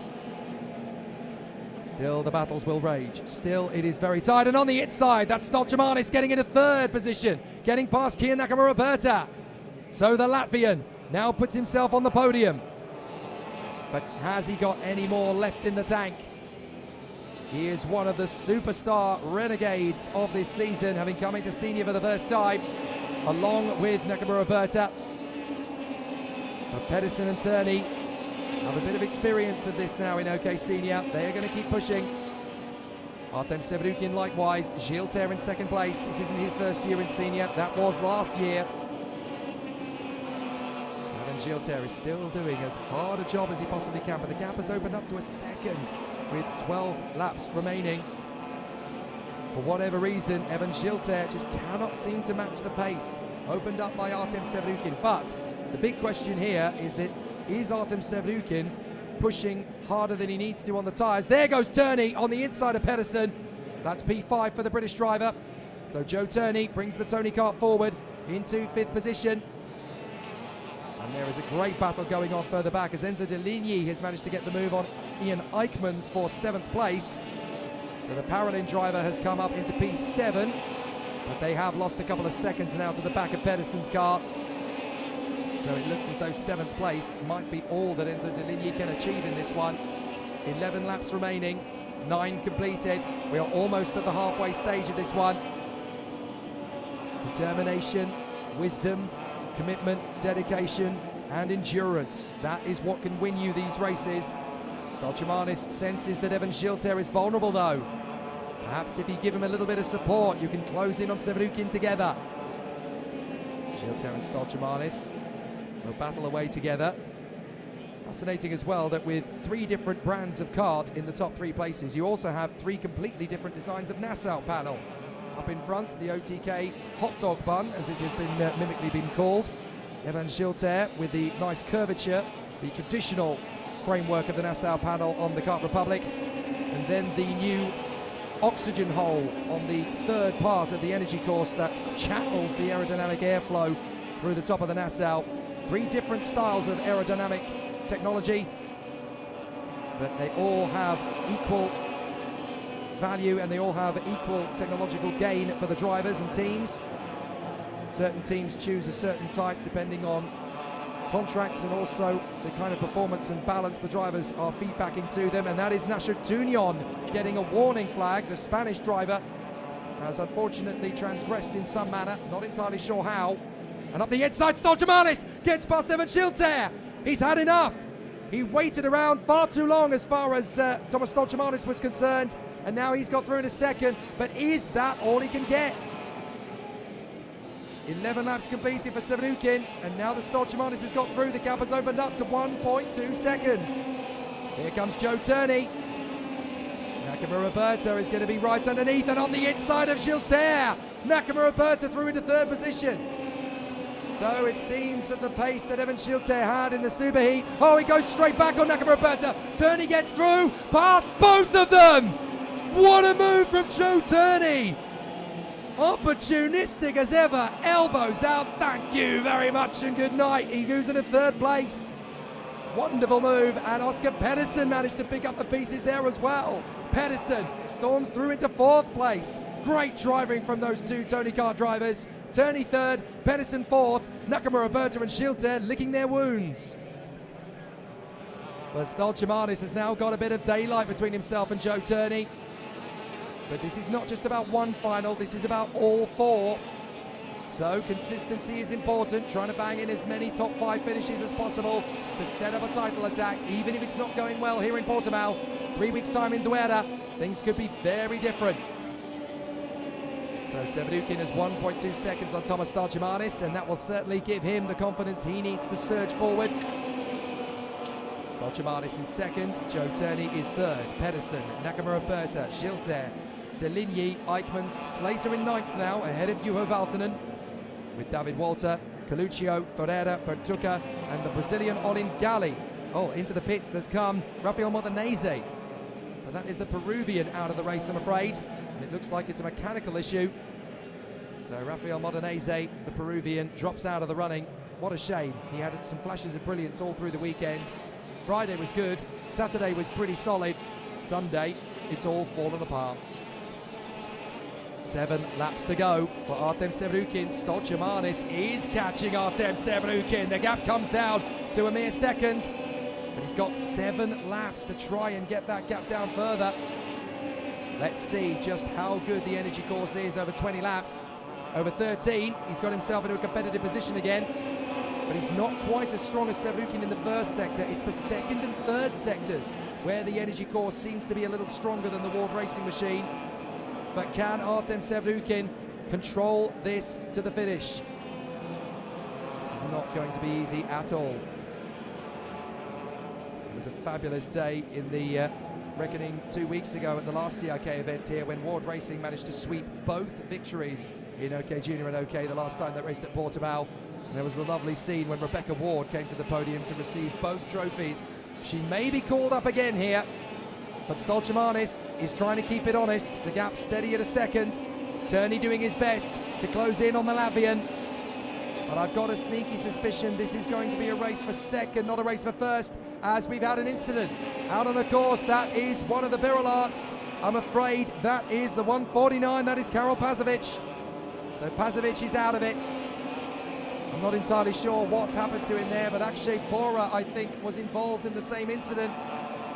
So Akshay Bora appears to have fallen down from the fray. So that is a real unfortunate incident there. Severukin, Stolchemanis, who has now got the gap down under a second once again.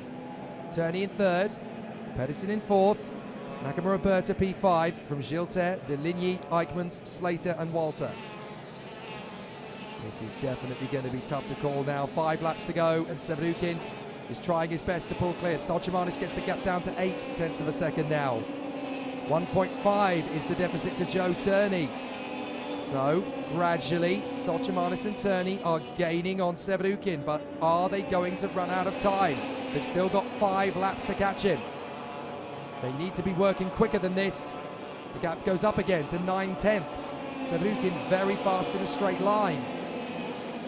He loses more time on the lap than he gains, but crucially in that first sector, Severukin is able to pull another 10th. And when you are fighting to gain a 10th here, a 100th there, a 1000th there, you do not have time to fool around.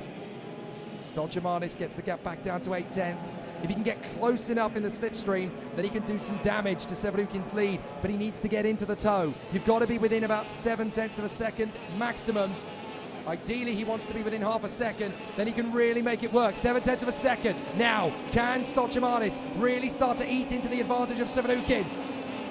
He's got to try and make this work. How hard can Stolchemanis push this?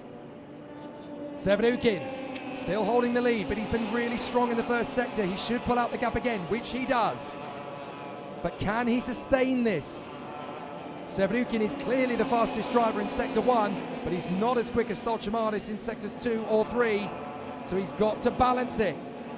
You don't need to be the fastest in the second and third if you can control the pace and gap it back up in Sector 1. Severukin really controlling the pace here for the Ward Racing team.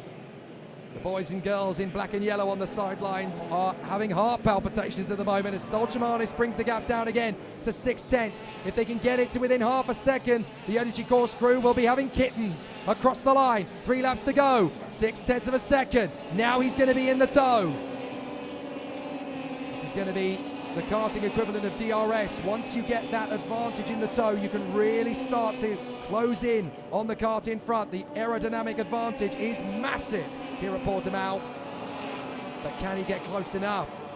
The gap stays steady at 0.6 of a second this time. Stolchemanis matching Severukin in the first split, but Joe Turney is in a race for third position here by the look of it. He just can't quite get close enough to Stolchemanis to challenge, unless Stolchemanis can do the unthinkable, catch Severukin, and then when he makes his overtaking move, Turney could get a move or two. Stolchemanis has been mighty in the second sector. Now the gap is down to 0.4 of a second. If he can keep it this close, then he will certainly get the run on the way to turn 3. He won't make the move because he won't be close enough, but he can certainly get close enough on the run to 3. Here we go, 2 to go. 0.3 of a second is all that separates them. Can Stolchemanis catch Severukin into turn 3? I'm sure everybody watching along and full of karting fever is on the edge of their seats because Stolchemanis is reeling him in. And again, they match each other in the split. So if Stolchamanis is still quicker in the second and third split, this is going to come down to the wire. Stolchamanis throwing the car through the apexes. He's absolutely rocketing onto the back bumper of the Ward Racing Tony car. They drop down through the trio of rights. He's not close enough to throw it up the inside, but on the next lap he certainly could be. Joe Turney staying as close as he can for good measure. And all the way through this race, he has just been edging. Now it's a quarter of a second. If he can stay that close to the line, this race is either man's to command. Here we go, last lap.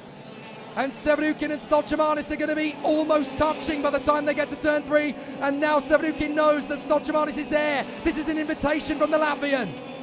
Through 3, out through 4. Stolchamanis is gaining. And even Severukin realizes he's got to defend now. There's less than 2 tenths in it. Severukin hangs on.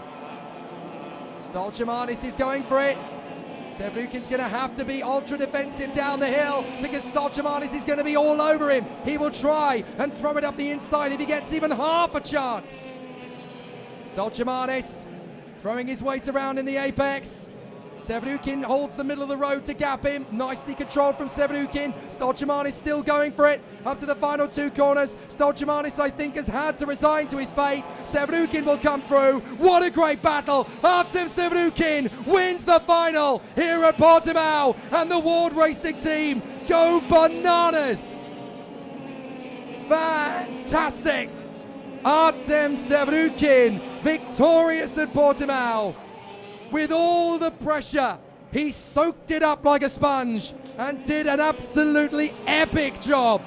Artem Severukin, winner at Portimao again.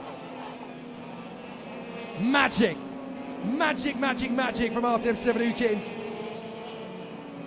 20 laps, 30.62 kilometers of racing at an average speed of 96.86 kilometers an hour, millimeters off the ground. Artem Severukin, what a hero.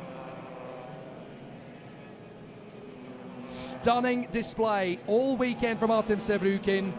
Controlled, calm, smooth, collected, never aggressive, just pure, raw talent. Artem Severukin takes the victory in the OK final. Thomas Stolchamanis in second place. Joe Turney in a valiant third. Oscar Pedersen in 4th position. Great drive from him. His best result in the OK European Championship. Kian Nakamura-Berta, what a debut, P5. From Evan Gilter, Enzo Deligny, Freddie Slater, Ian Eichmans and David Walter.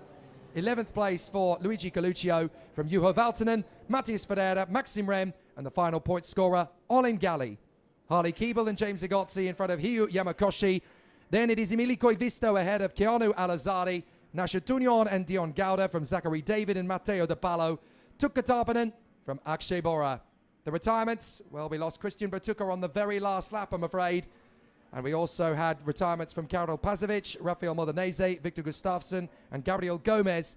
And we lost 5 drivers on the very first lap. Lucas Amalisto, Matthias Mogato, Alex Powell, Joel Bergstrom and Max Popov.